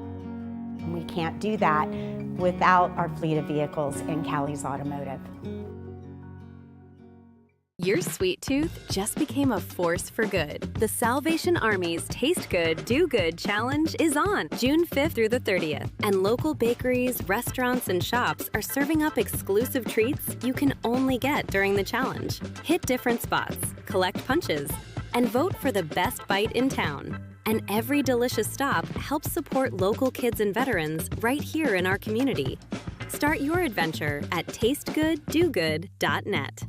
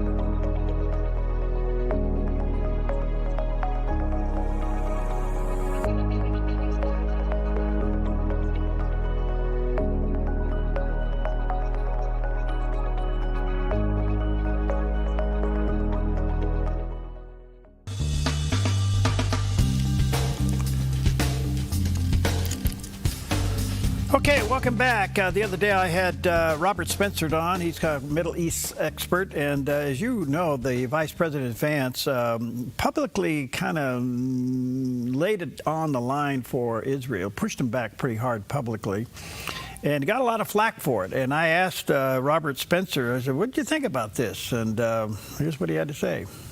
Well, you know, the vice president's been long rumored he's in the hip pocket of Tucker Carlson, who's another one who actually unaccountably shifted.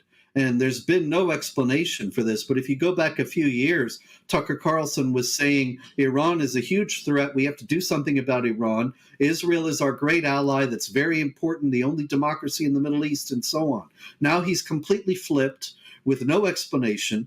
And J.D. Vance had employed his son in his office. They're very close friends, and it looks as if J.D. Vance is the exponent of the Tucker Carlson perspective within the Trump administration. And so it's not a good sign that he's also the point man for this agreement, because Carlson has downplayed the importance of the global jihad. He has actually praised Islam and talked about how he went to Saudi Arabia and he felt safe. Well, of course, they're not going to kill the most important political commentator on the right. They'd be idiots to do something like that. And they're not going to kill any visitor from the United States anyway. Nobody is in danger from going to an Islamic state. The point is that the Islamic states ultimately have this doctrine of jihad that does involve warfare against unbelievers. And that's not going to tell during a tourist visit by some individual to an Islamic state, especially one that's ostensibly an ally of the United States, but it is going to tell in the long run. And unfortunately, Tucker Carlson and J.D. Vance are working against the understanding of that now in the U.S. government. I'm kind of sorry you asked me, because the only thing I can say is I think we're heading up to the situation that's described in Ezekiel 38 with all the nations of the world ganging up on Israel. This is, of course, one of the big triggers of the final days. I hope I'm wrong, but it seems to me that the abandonment by the United States, first by the Democrats and now by the Republicans, of the state of Israel on false pretenses both times, the inexplicable abandonment of an ally, it's a spiritual malady above all. It's a result of sin. It's a result of the cloudiness of the mind that results from sin, and we're in it now. Well, he says a lot there. I can't say that all Republicans have turned against Israel by any means, but the words from Vice President Vance basically scolding Israel publicly. You got to ask yourself, why was it done publicly? And that has produced a lot of pushback. So I don't know. I forgot that Tucker Carlson's son is working for J.D. Vance. I forgot. I guess you could read into that a lot of conspiracy. I don't know if that's the case or not, but it is an interesting connection, to say the least. All right, take with you today Psalm 118, verse 5. Out of my distress, I called on the Lord. The Lord answered me and set me free. Call on the Lord today. He's there for you. Stick around. Nick Vujicic's going to be with us. It's been a while since we've had him. Uh-huh.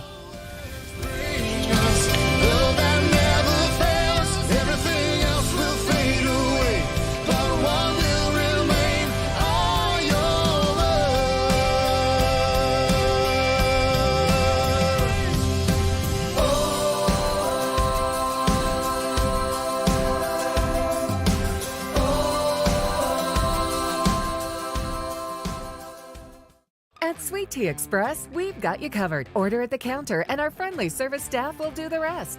Breakfast served daily until 2 p.m. Breakfast burritos, biscuits and gravy, skillets, omelets, and more. Sweet Tea Express. Don't get caught hungry.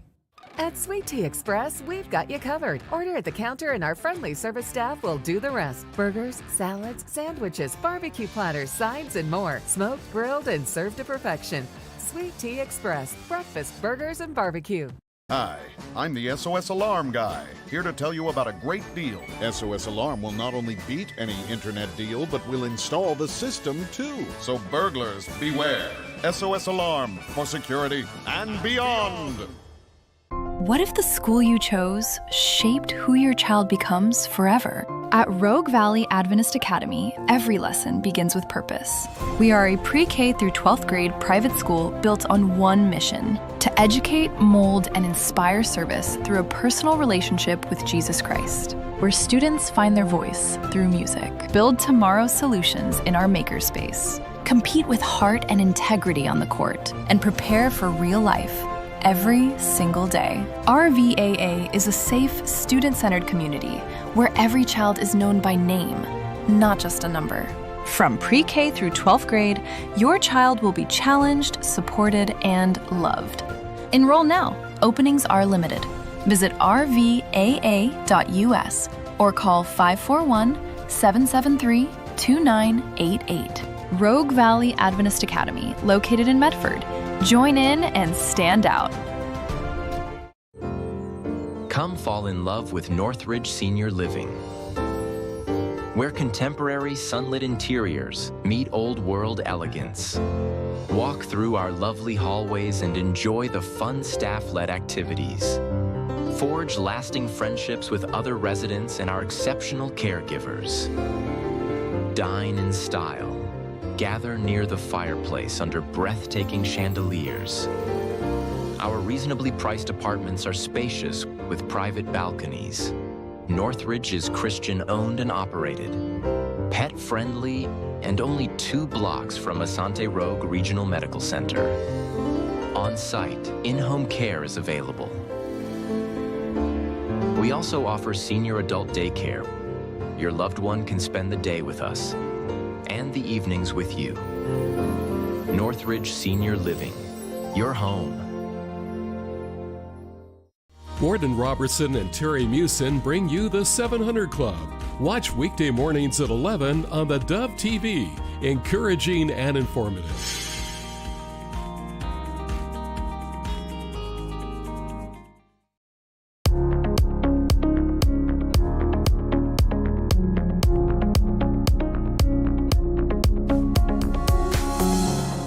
To Focus Today, I'm your host, Perry Atkinson, and it's been a while, and I'm looking so forward to having back with us today Nick Vujicic. He's a globally recognized Australian-American evangelist, entrepreneur, speaker, author. He's the founder of Nick V Ministries, and he's also the author of a book titled Champions for the Brokenhearted, and there's a picture of the cover of that book on the screen. And he's also the star of the upcoming movie No Limbs, No Limits that will be released in September. We get a little bit of a sneak preview on that today. By the way, Nick does have a website, nickvministries.org is the website, nickvministries.org. And there's a picture of that landing page as well. So go there, check it out, and certainly support him. Nick, good to see you, Fred. It's been a while. How are you, buddy? Very well. How are you? Good. Where are you? I'm in Dallas, north of Dallas, which is home actually for me. My wife and 4 kids. We've now moved to Texas 5 years ago. Well, good for you. Good to see you again, friend. Boy, so much going on. Well, I got to ask you, maybe you can share with us, what led you to do the movie, No Limbs, No Limits? You know, as we've now traveled 90 countries and preached the gospel, I just came back from Kenya, Uganda, Namibia, and Zambia, and went on television and online reaches, totaled 50 million people hearing the gospel of Jesus Christ. And that's our heart. We want to reach the world with the message of hope and the truth that God has a plan for them. And, you know, with depression and anxiety, addictions, and a lack of purposeness in life, we felt that a documentary showcasing the life story of how God transformed my life from a life without limbs into a life without limits. It's more of understanding that God can use everyone, and God does have a plan for everyone, and he can even cause beautiful things to come out of broken pieces when we give our yes to him. And so we're so excited. The filming started in 2021, 2022. And we've got my mom, my siblings, and even the janitor and some other people that spoke into my life and encouraged me to become a speaker. In my teenage years, never thought that God can use a man without arms and legs to be his hands and feet and go around the world and share his love. All right, so when's it due to be released, Nick? It's going to be coming out on 25th of September. and 1,500 screens nationwide in America. And we're believing for schools, small groups, and youth groups and churches to mobilize and come and go into the theaters with people maybe that would never go to church, but they need to know that God loves them, that God's with them. And it's coming out 25th of September. Well, congratulations. We have the trailer. If you don't mind, we're going to take a few moments and show it, and here it is. Wake up, boys. Oh, there's Nicholas. Did you have a good sleep?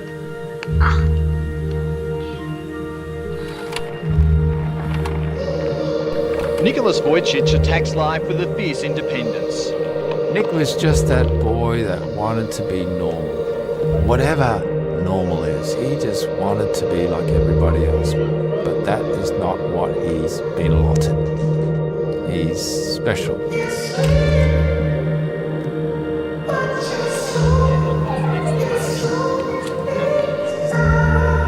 It was a normal family. Where are you, Nick? Ah, that's good. Stay there. Stay there. Yeah, zoom up. Yes, there's something physically different about him, but he's no different to you or I. I think at that stage of my life, I was almost expecting that I would never get an answer. If you give me arms and legs, awesome.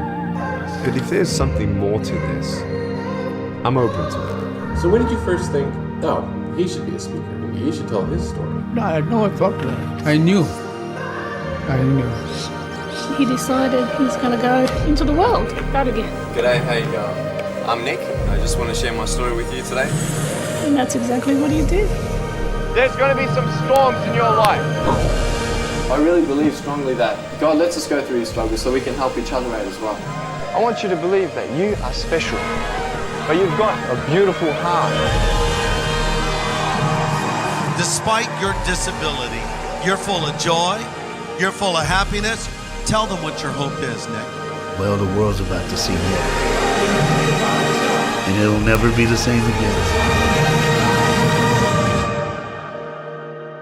Imagine if every single person would wake up in the morning and say, I'm just happy to be me. Gee, it'd be a good world, wouldn't it?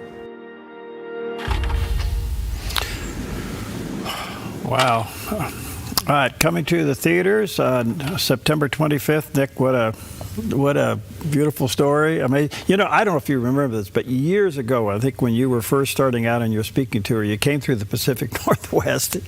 You came to our radio studios. We propped you up and we sat you right there on the counter in the studio, and away you went. You preached for about an hour, I think. I love it. You know, I make people nervous when I'm standing up on counters. They're scared I'm going to slip off and break an arm or something. Yeah, well, you did great. Let me ask you this. Looking back on making that movie, where was the moment in your life that you realized God was going to use you? It was the time where after 3 months, my janitor telling me to please come to the Christian Friday lunchtime with maybe 5 or 6 students, just sharing who I was before I met Christ, my thoughts, my feelings, the true ups and downs, and then how I met Christ at age 15, and then what that means for me today. To realize that, sure, I have a disability on the outside, but we all have a disability on the inside. We all have a broken heart, and we are all looking for the greater purpose of life. When I was able to share that in front of a handful of students and seeing them cry, I'm like, wow, hope is priceless. And if I can just share what God did for me, what if someone else in the world receives that faith, receives that hope? Hope is everything. And so to be looking for something that's greater than yourself, a greater purpose, where once at age 10, I tried to commit suicide, to now help other people know that what I didn't believe was there for me is real, and it's there for them too. It's just amazing. It's miraculous, and I thank God for it all. How big was the struggle up to that point? Very difficult, as a kid growing up in Melbourne, Australia, the bullying, the teasing, my parents always saying, don't worry, you're beautiful, you're special just the way that you are. But even being raised up in a wonderful, loving home, there were times where I would be crippled about the fear of the future, disabilities of fear of rejection, and just being alone. Feeling like no one understands me brought me to a level of depression that I actually attempted suicide at age 10, tried to drown myself in my bathtub, and never thought that there's really hope for me. Never thought I'd get married, have kids, and be happy. And so those were the times that were pretty difficult back then, for sure. Did you ever get angry at God? I definitely was angry at God for 5 years between ages 8 and 12. But just because I gave my life to Jesus at 15 and have traveled the world and seen miracles and many people hearing the gospel of Jesus Christ now through Nick V Ministries, 11 million people in person and over 1 billion people digitally, we're so blessed with all of that. But there are still some times, Perry, I go through depression these days. There are times where I still get questioning, if you will, to the Lord and a little frustrated, like, where are you? Why are you allowing this still to happen? Which, reminds me that we're all human. No matter how long we've walked with the Lord, we still go through ups and downs. And I think the rawness of that comes out through the film as well. Nick, you obviously have a calling on your life, and you've answered it, and you've been faithful to it. How do you handle being faithful to the call and at the same time handle all the anxieties that's in the culture today? There are times where I just switch off my, I don't watch news. I don't just repeat what other people are saying. I found that it has affected me more. I think we're getting more hijacked with the bombardment of what's going on and the intensity of things, and to the point where it distracts us from keeping the main thing, and going back to the basics of reading the Word of God, praying, putting some worship music on, and finding a home church that grounds you or anchors you in. And if not, you don't need to go to church to talk with the Lord, but, having that community, I think as well, Perry, has helped me, where I have an incredible team, some board members that I can always rely on, people to check in me on the accountability of my righteousness as well as a faith leader, but really family and friends, community. I think them checking in on me, but just having that family being tight, reading the Word of God together, praying together, has really helped me to go through it. And just having a team that encourages each other. Okay, the odds are stacked against us. We didn't see that happening, but we're going to, together, by the mercy of God, get through it one day at a time. Okay, you talk about, obviously, no limbs, no limits from your physical condition, but inside you've also struggled emotionally. Let's talk emotionally just for a moment. Somebody may not have the physical limitations that you have, but inside they are really stuck. Perry, this film is exactly on that point. Like, the point is we all have broken pieces, and sometimes we do get stuck in the yuck. And that's the beautiful thing, where my family and the janitor and everyone there talks about their own kind of struggles. And I just want you to know, if you're watching right now, we all have a struggle. I don't understand your struggle, just as maybe you don't understand my struggle.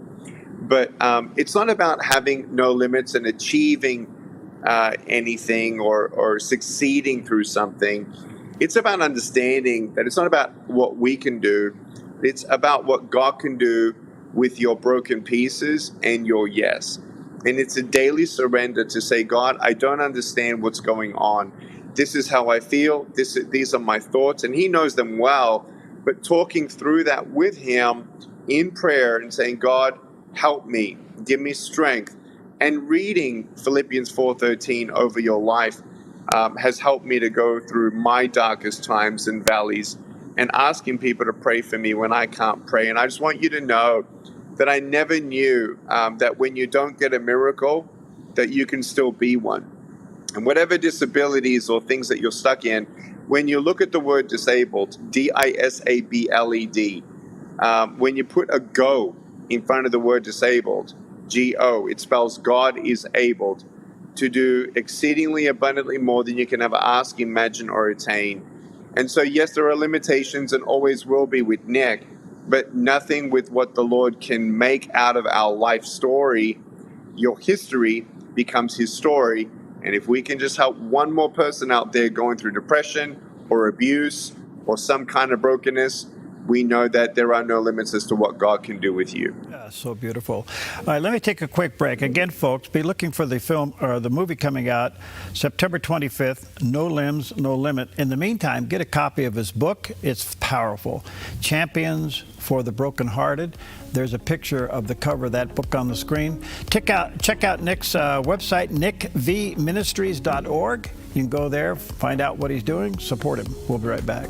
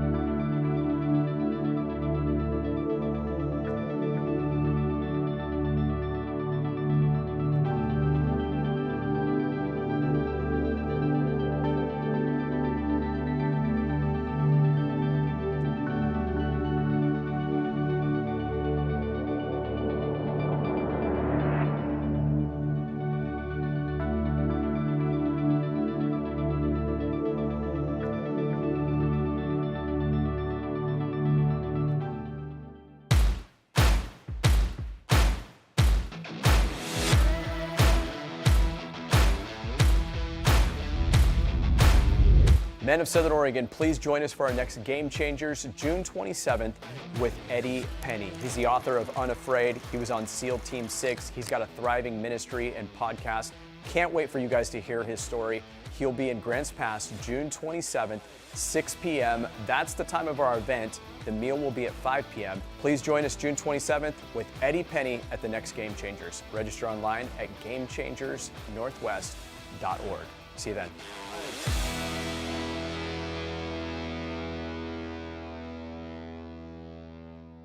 Season is Shine, a new inspiring program for women. Through meaningful and relatable conversations, we'll help you discover God's purpose in every season, empowering you to shine. Monday, Wednesday, and Fridays at 4 p.m. on theDove TV.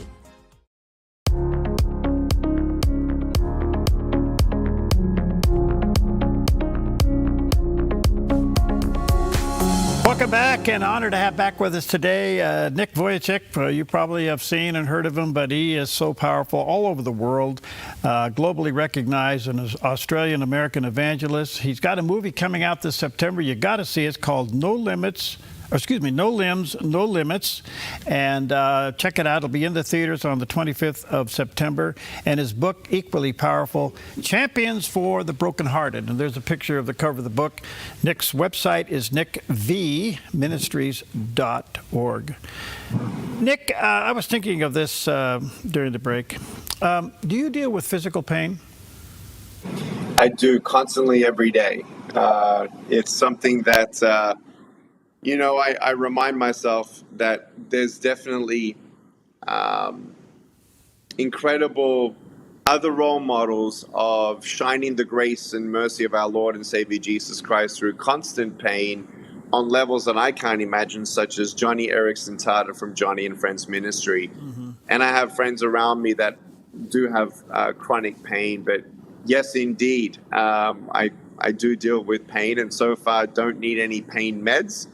And trying to make sure that with my metabolism slowing down, the more weight that I have and put on my body, the more pain I have. So trying to be more disciplined on that kind of helps. Do you get discouraged? I do. I've had a couple months of discouragement recently, and definitely it's understanding that it's not about going from a valley to a mountain. It's about going from valleys to mountains, but doing your life journey with the Lord, where He can teach you things in the valleys that He otherwise would not have taught me. And so I definitely get discouraged, and we all have to go through our difficult circumstances or people relationally. And I'm never a person, Perry, to compare my suffering to anyone else's, but 'cause there's no hope in that. But I think what we do remind ourselves when our mind is correct in the Lord is to count your blessings, name them one by one, and understand that He does bless long obedience and faith one day at a time. I find it so interesting as a person who has lived in a need of a miracle and never received it, sees a miracle every day. God has used your asking for a miracle to deliver miracles to hundreds, thousands. How do you process that? I am a little spoiled on this side of heaven, Perry. I can't go in public place cognito, just put on some glasses and a hat.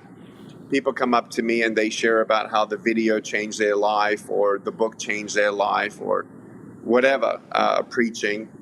And they started their faith journey with Jesus. And when you get to receive stories like that, and many more, thousands on email that the team goes through, it's a blessing. And when I look at my wife, she's the greatest blessing after Jesus Christ, and my 4 kids, 13, 10, and 8-year-old twins. It's dreams that I've been praying for, hoping for, didn't believe at one stage would ever come true. And so I think realigning, making sure that my focus is my focus, and not being too distracted or too busy doing, but just being. All these things have really helped me to keep on going when it has been difficult. Yes, I do have a pair of shoes in my closet. I have a couple. Running shoes, dancing shoes, and now cowboy boots as a Texan. I still pray for arms and legs. What's interesting is actually this last 30 days I've been thinking about, how it's not getting easier. It doesn't get easier. And it's a constant dependence on the Lord. And I know His grace is sufficient. So at times I still pray for arms and legs more than the average person probably out there believes. Your movie highlights that every life has a purpose. And I think if there's one question that people ask continually, what is my purpose? Why am I here? What am I here for? What am I to do? How do you answer that? There's no greater purpose than knowing the one who created you. And there's no one greater to tell you what you were created for than the one who made you. And so to know that God loves you, He formed me in my mother's womb. He has more precious thoughts of me and you than all the grains of sand in the world. That's what the Bible says, that all things come together for the good for those who love Him, who've been called according to His purpose.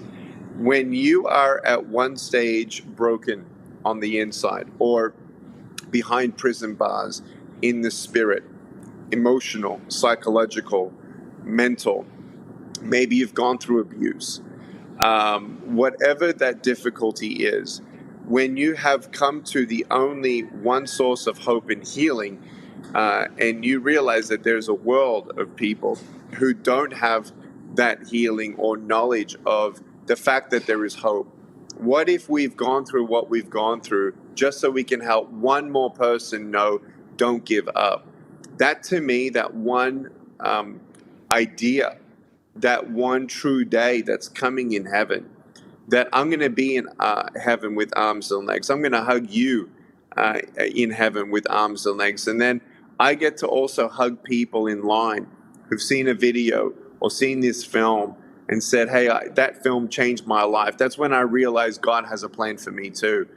You don't know what it has to have no limbs, but I don't know what it means to go through what you've been through.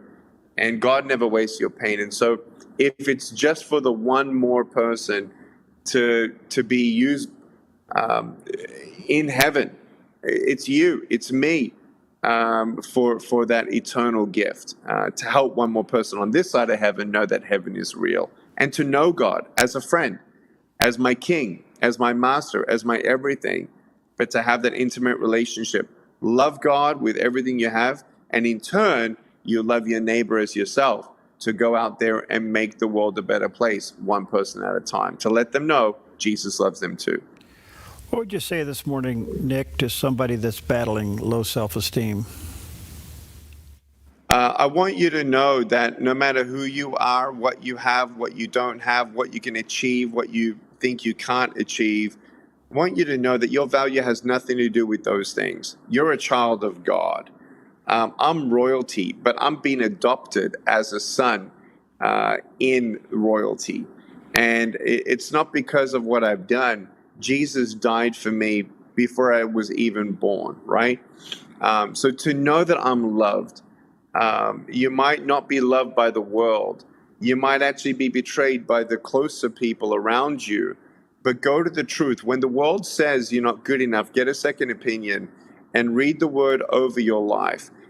Maybe even write out 10 different blessings that you can read over your life and thank God verbally out loud. Thank you, God, for this, this, this, and this. And it reminds us that we are blessed and we're still here. If you keep on going one day at a time, we know that God's grace is sufficient. You look at Apostle Paul, he's gone through struggles. And God says, no, I'm not going to take that thorn from your side, but my grace is sufficient for you. For my strength is made perfect in your weakness. And so what I would say, Perry, to them is don't give up on God. God is with you. He sees you, and he'll carry you through when you cannot walk. Nick, the scripture says there's a fellowship in suffering. That's a tough one to understand. How would you explain that? You know, for someone who's actually looking for a purpose or something to do in the name of the Lord Jesus Christ, and they come up to me and they say, well, I don't know what the Lord wants us to do. When you actually become courageous in the Lord and you go help someone else in need, go and cry with someone who's crying, go visit the widow, the orphans, go visit those in prison, feed someone, help someone. Me and my family, going out to Africa and seeing villages where there is no running water and being a helping hand, helping someone that they can't thank you back in understanding that we all can make a difference in someone's life, helps us to be thankful for what we have. But the bottom line is that Jesus, he suffered for us. And we don't want to suffer. He didn't want to suffer. He knew what it meant to have suffering and human feelings. But he was God.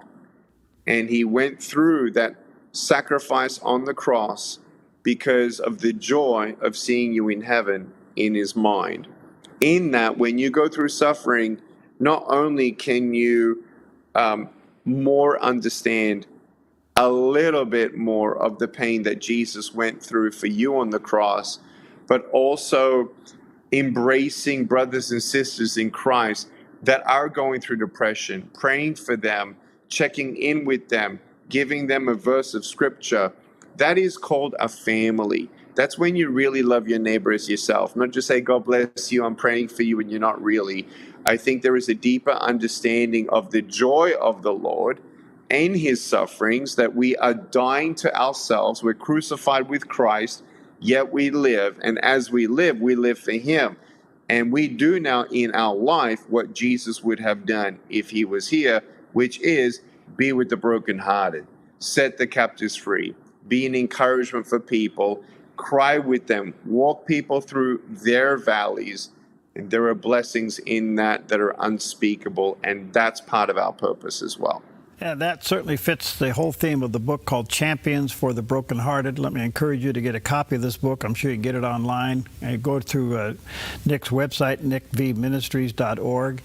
And make a note on your calendar for September 25th. That's when the film will be out, No Limbs, No Limits. Nick, you're an inspiration, my friend. Good to see you. Hope you make it to the Pacific Northwest again sometime soon.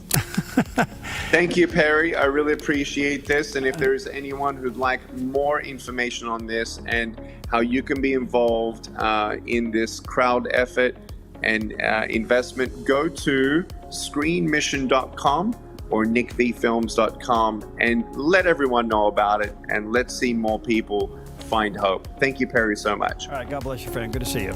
Cheers. Bye-bye.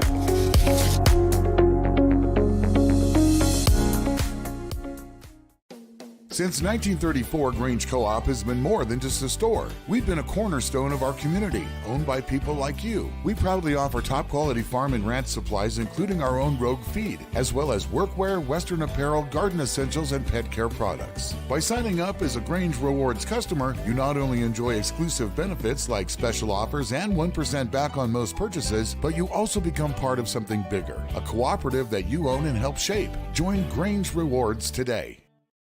Hey, this is Ed, co-owner of Visiting Angels.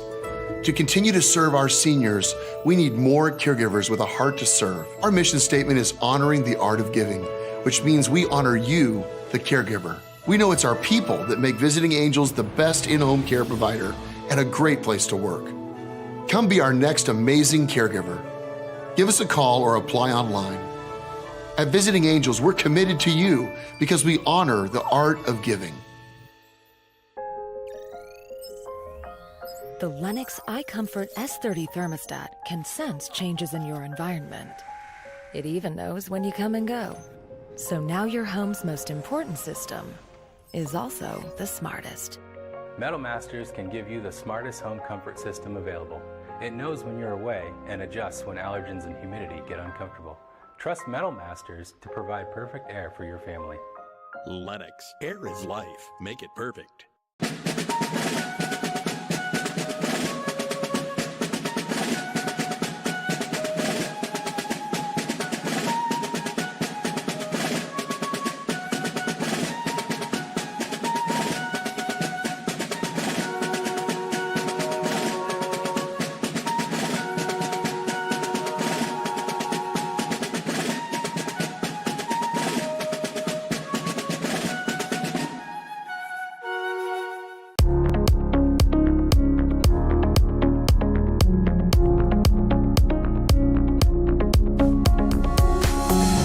Welcome back. It's been a while, but always great when we have time to sit down with Dan Perkins. Dan is a political commentator, the host of What's on My Mind podcast, very popular out there. He's the author of a new book called The Democrat Murder of America.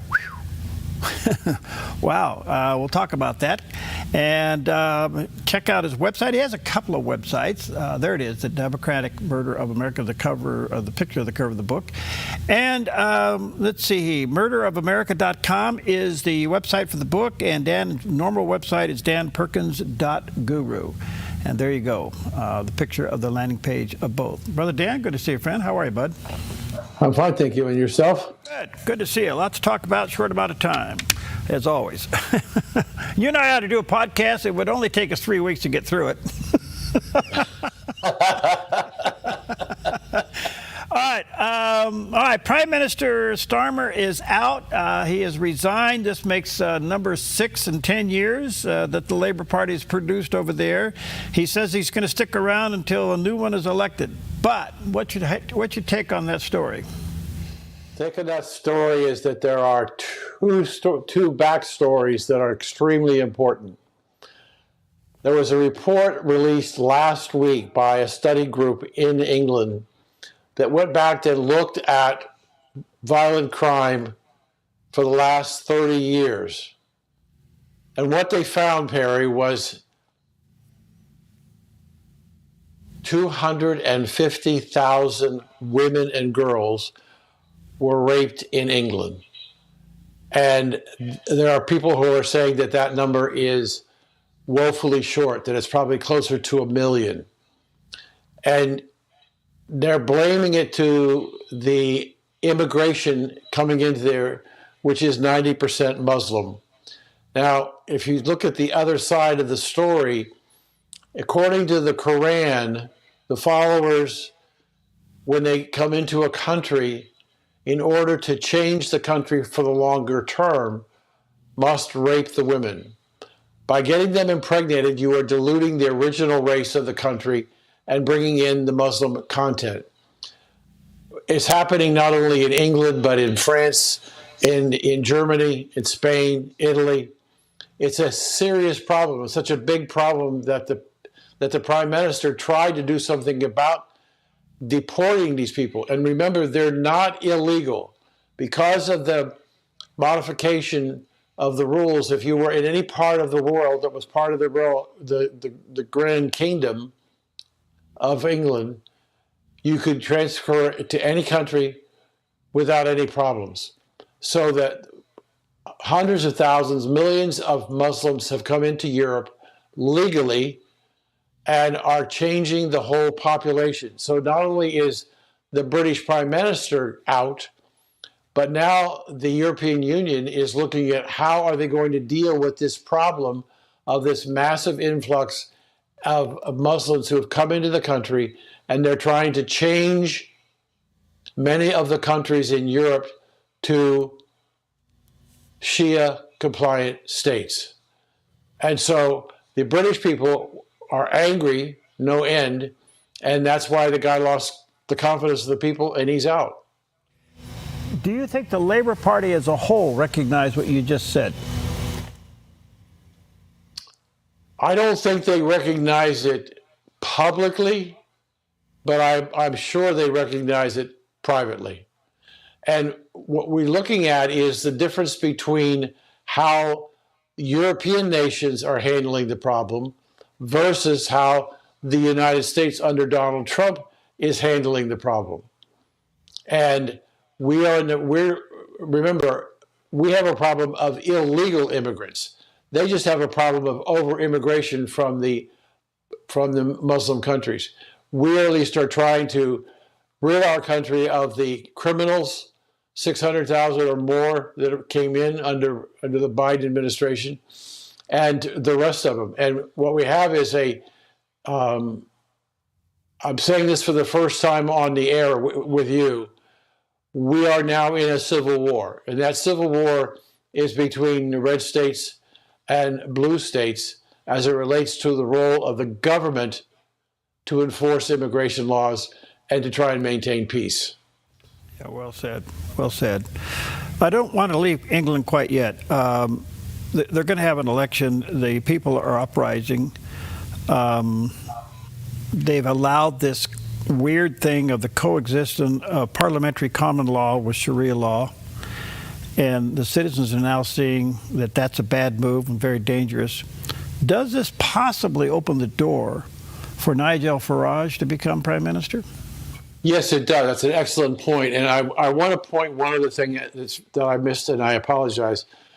What's very important for the American people to understand that the population of Muslims in the country of England have subdivided the country.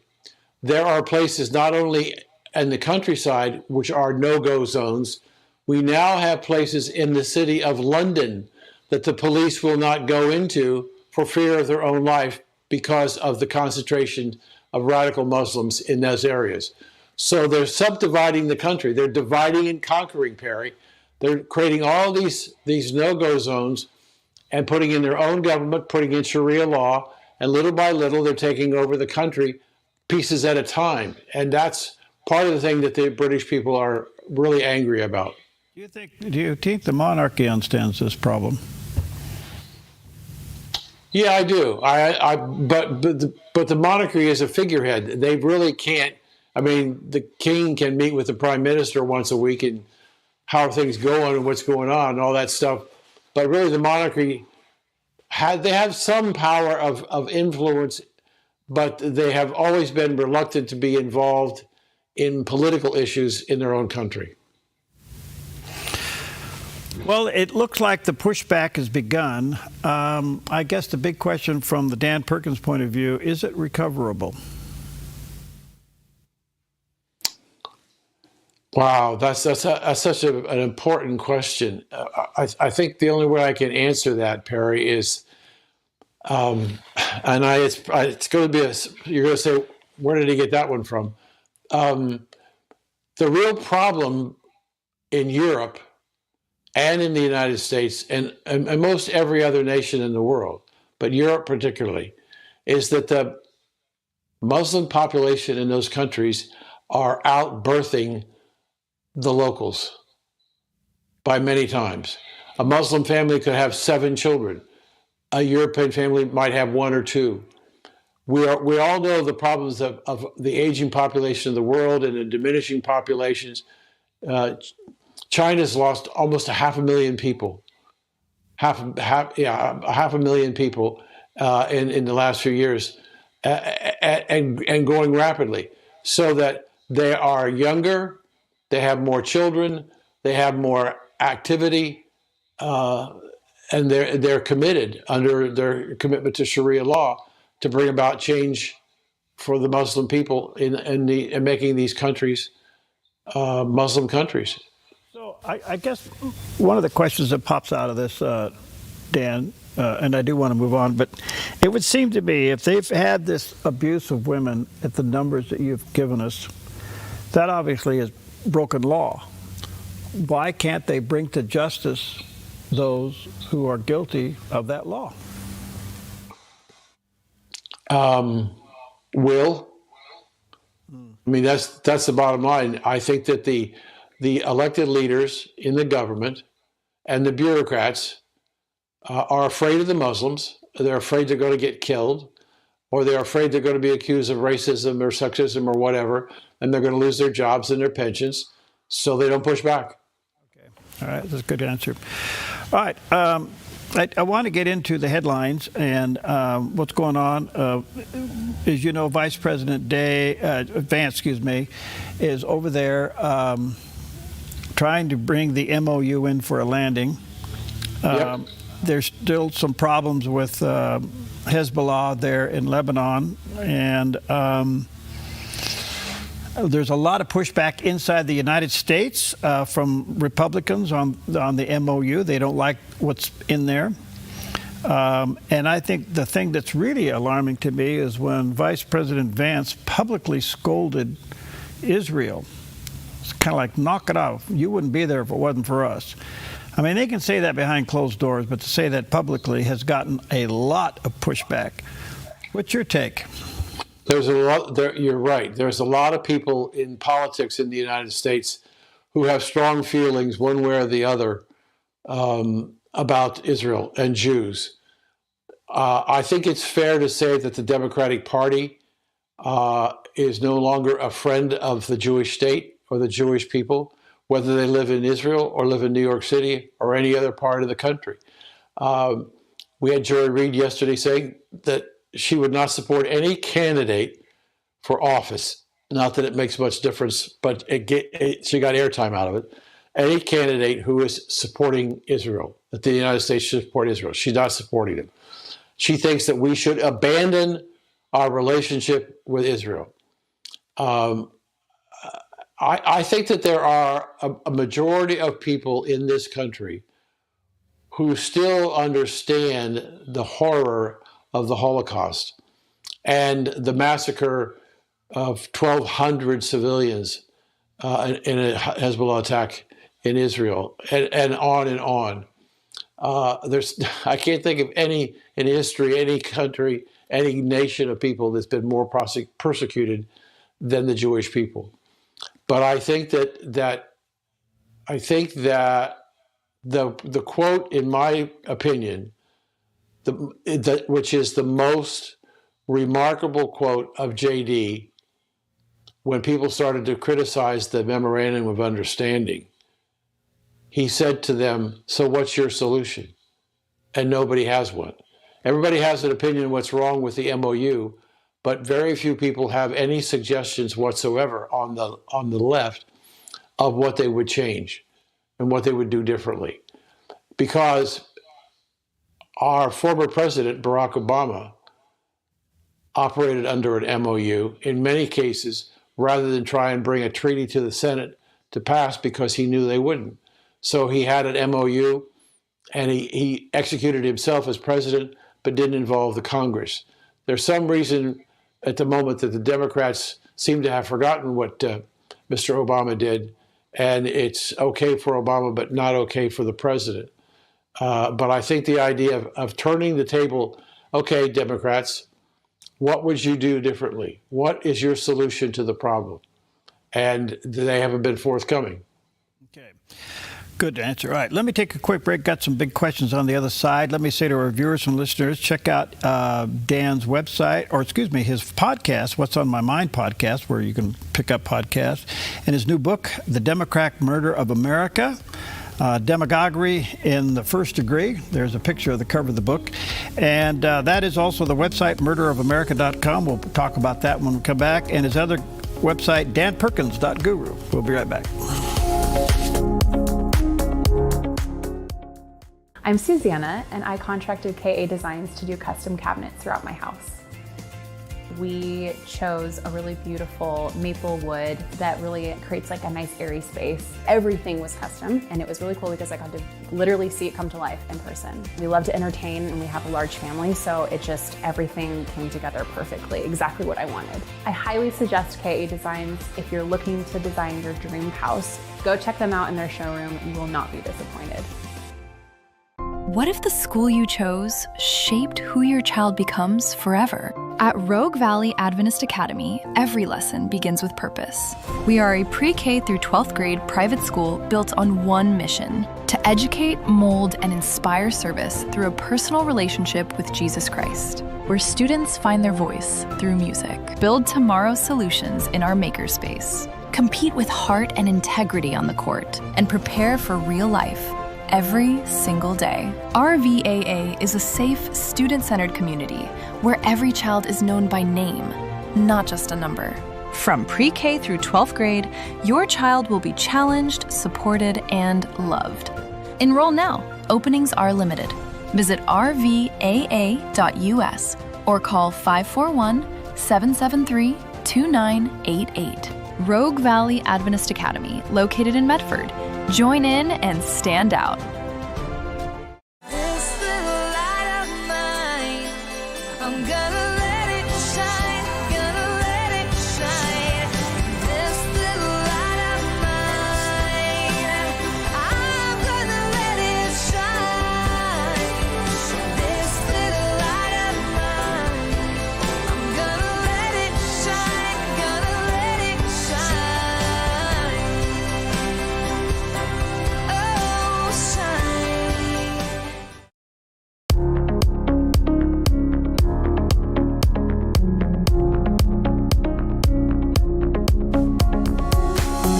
All right, welcome back. Dan Perkins is with us, and political commentator, host of What's on My Mind podcast. His latest book is entitled The Democrat Murder of America, Demagoguery in the First Degree. We'll talk about that in a moment. And that is the place to get the book is murderofamerica.com is the book's landing page. And then danperkins.guru is his other website.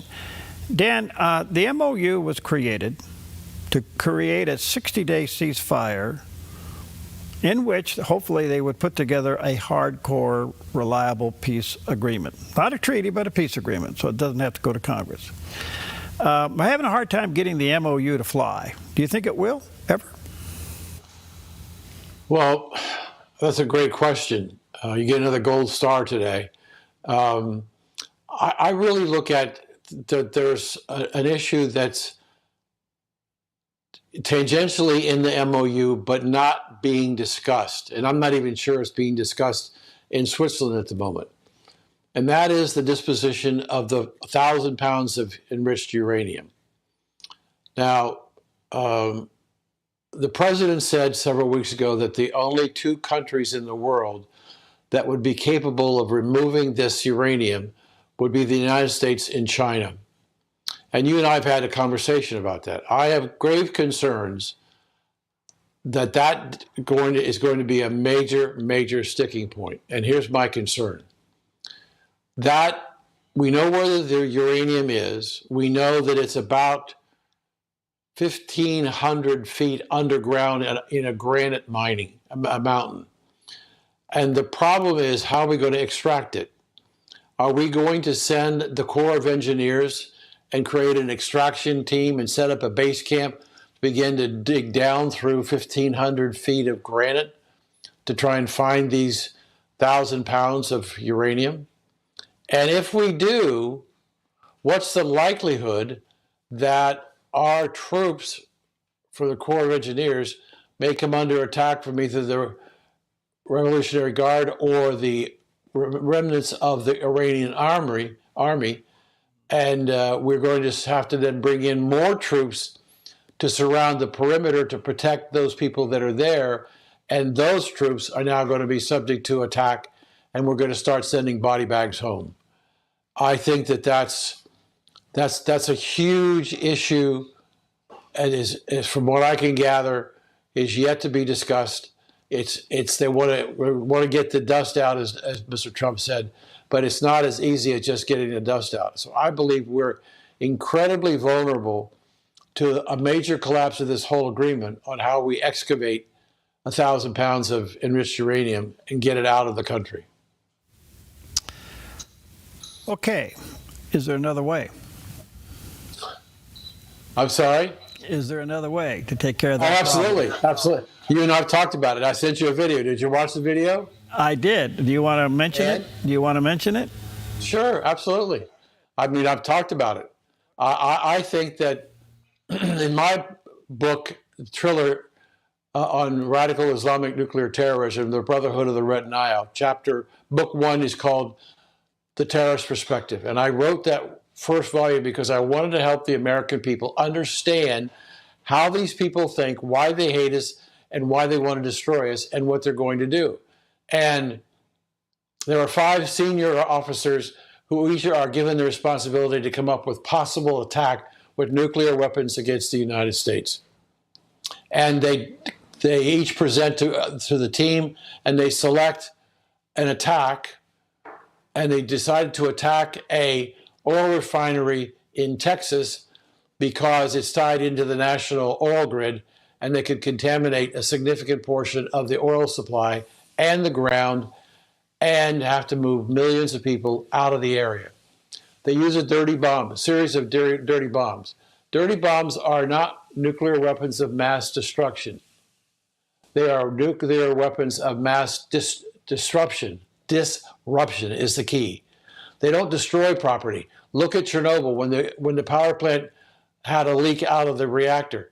That town is still closed over 50 years later. If we had the B-2 bombers come in and put some more holes in the ground, drop a series of dirty bombs, and contaminated the land in about a 3 to 5 mile radius, they couldn't get in to get to it. And I don't have to put hundreds, if not thousands, of troops on the ground to try and get it out. I think we just bury it in radioactive material for 3 to 5 miles diameter, and we're done. Do you think that's being discussed? You put me in a very difficult position because I have some contacts in the administration. I'm being very careful here, sir, where I have sent that proposal to the White House.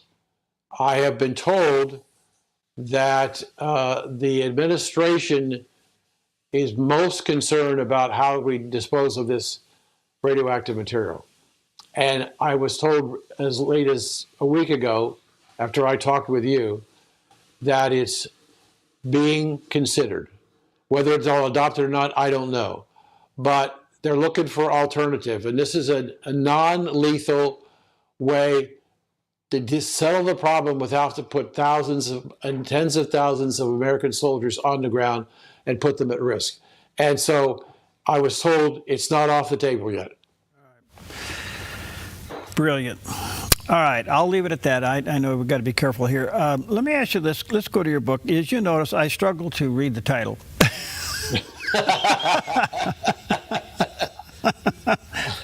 I think when I first brought that book to you on the last show I was on, but I have a hard time coming up with a title. No, I didn't.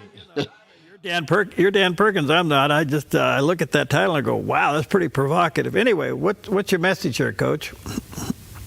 My message is that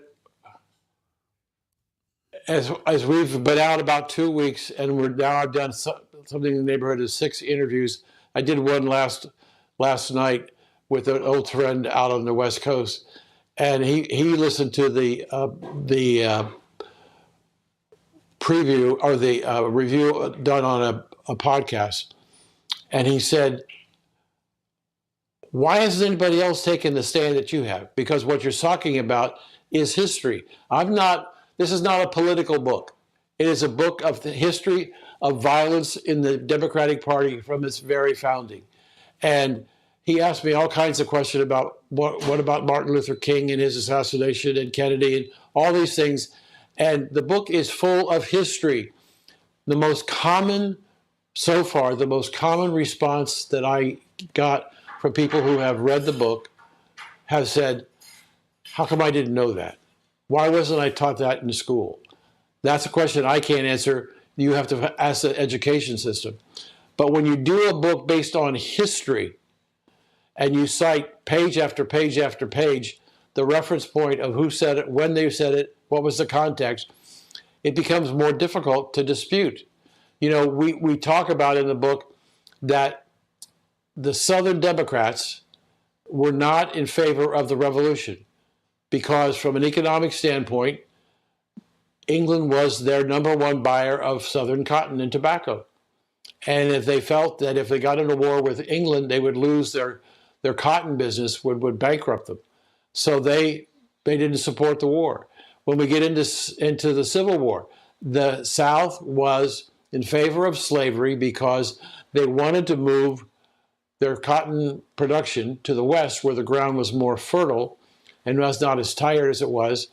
And so they were against Abraham Lincoln and what they were trying to do because of the Manchester, England was the textile capital of the world and the largest single buyer of Southern cotton. Again, it was economics. It wasn't necessarily philosophically. It was the economics. And if we look further, and after the war, they were responsible, and this is a very important point, they were responsible for developing and encouraging the Ku Klux Klan. They were responsible for the evolution of Jim Crow laws. But Perry, the whole underlying theme of the whole book, up until Joe Biden, is the Democratic Party hired people, engaged people outside the party to do their dirty work, their murders, their killings, their rapes, whatever, property destruction, until Joe Biden came in. And that's where the book changes dramatically, because it was the decision of the Biden administration, full Democrats, who decided to open the border and allow anybody to come in. Over 600,000 illegal criminals came into this country, perhaps more, and they attacked and they killed and they murdered and raped people in the United States. I believe all those people in Americans who have been murdered or raped in this country since Joe Biden was president, their death and destruction is on his head. Very interesting. The book is called The Democrat Murder of the United States, Demagoguery in the First Degree, and there's a picture of the cover of the book available online. And you can go to the book website, murderofamerica.com, and there's a picture of that landing page. Dan, I'm almost out of time, but I'll give you a minute to answer a big question, because I'm always fair with time with you. What do you think of President Obama's presidential center? An abomination. And more important than is that it's ugly as sin. There ain't no windows in it, number one. Number two, many minority contractors who put their blood, sweat, and tears in building that center have yet to be paid. And President Obama doesn't seem to want to do anything about it.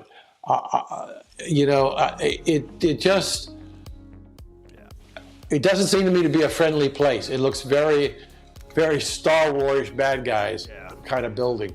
All right. Hey, good to see you, buddy. Hang in there. Take care. What's on My Mind podcast, where you can hear more of them. Check out the book, motherofamerica.com, at that website. Good to see you. As always, you're on top of it. And let me know how your response goes to your idea. Pretty amazing. Okay. All right. God bless you. Thank you. Good to see you. Well, thank you, sir.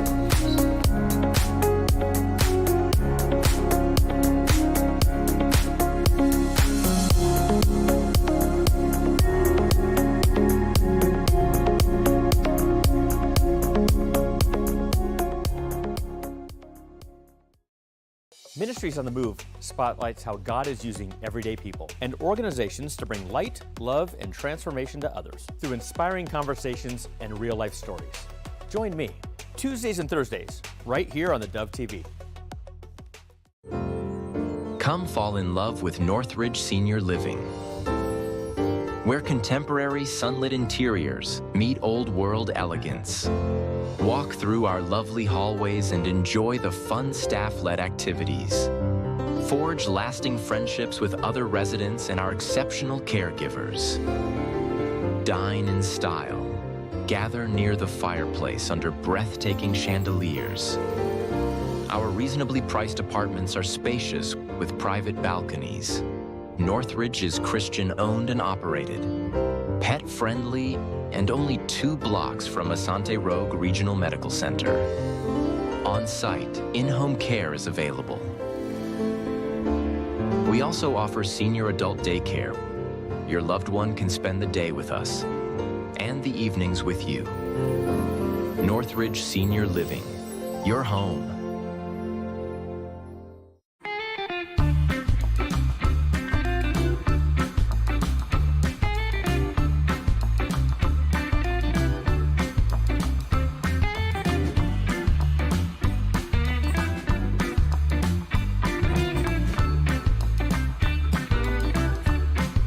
If you don't drive it, donate it. By supporting us, you'll get even more mileage out of it. Thank you from theDove TV. You're watching theDove TV, encouraging and informative for Salem, Kaiser, and the Willamette Valley. Seen on KSLM 27 and these Dove TV affiliates. Good morning. You're tuned to theDove, encouraging and informative. Helping Oregon, Northern California, Idaho, and Nevada start the day with news and encouragement. This is Mornings on theDove.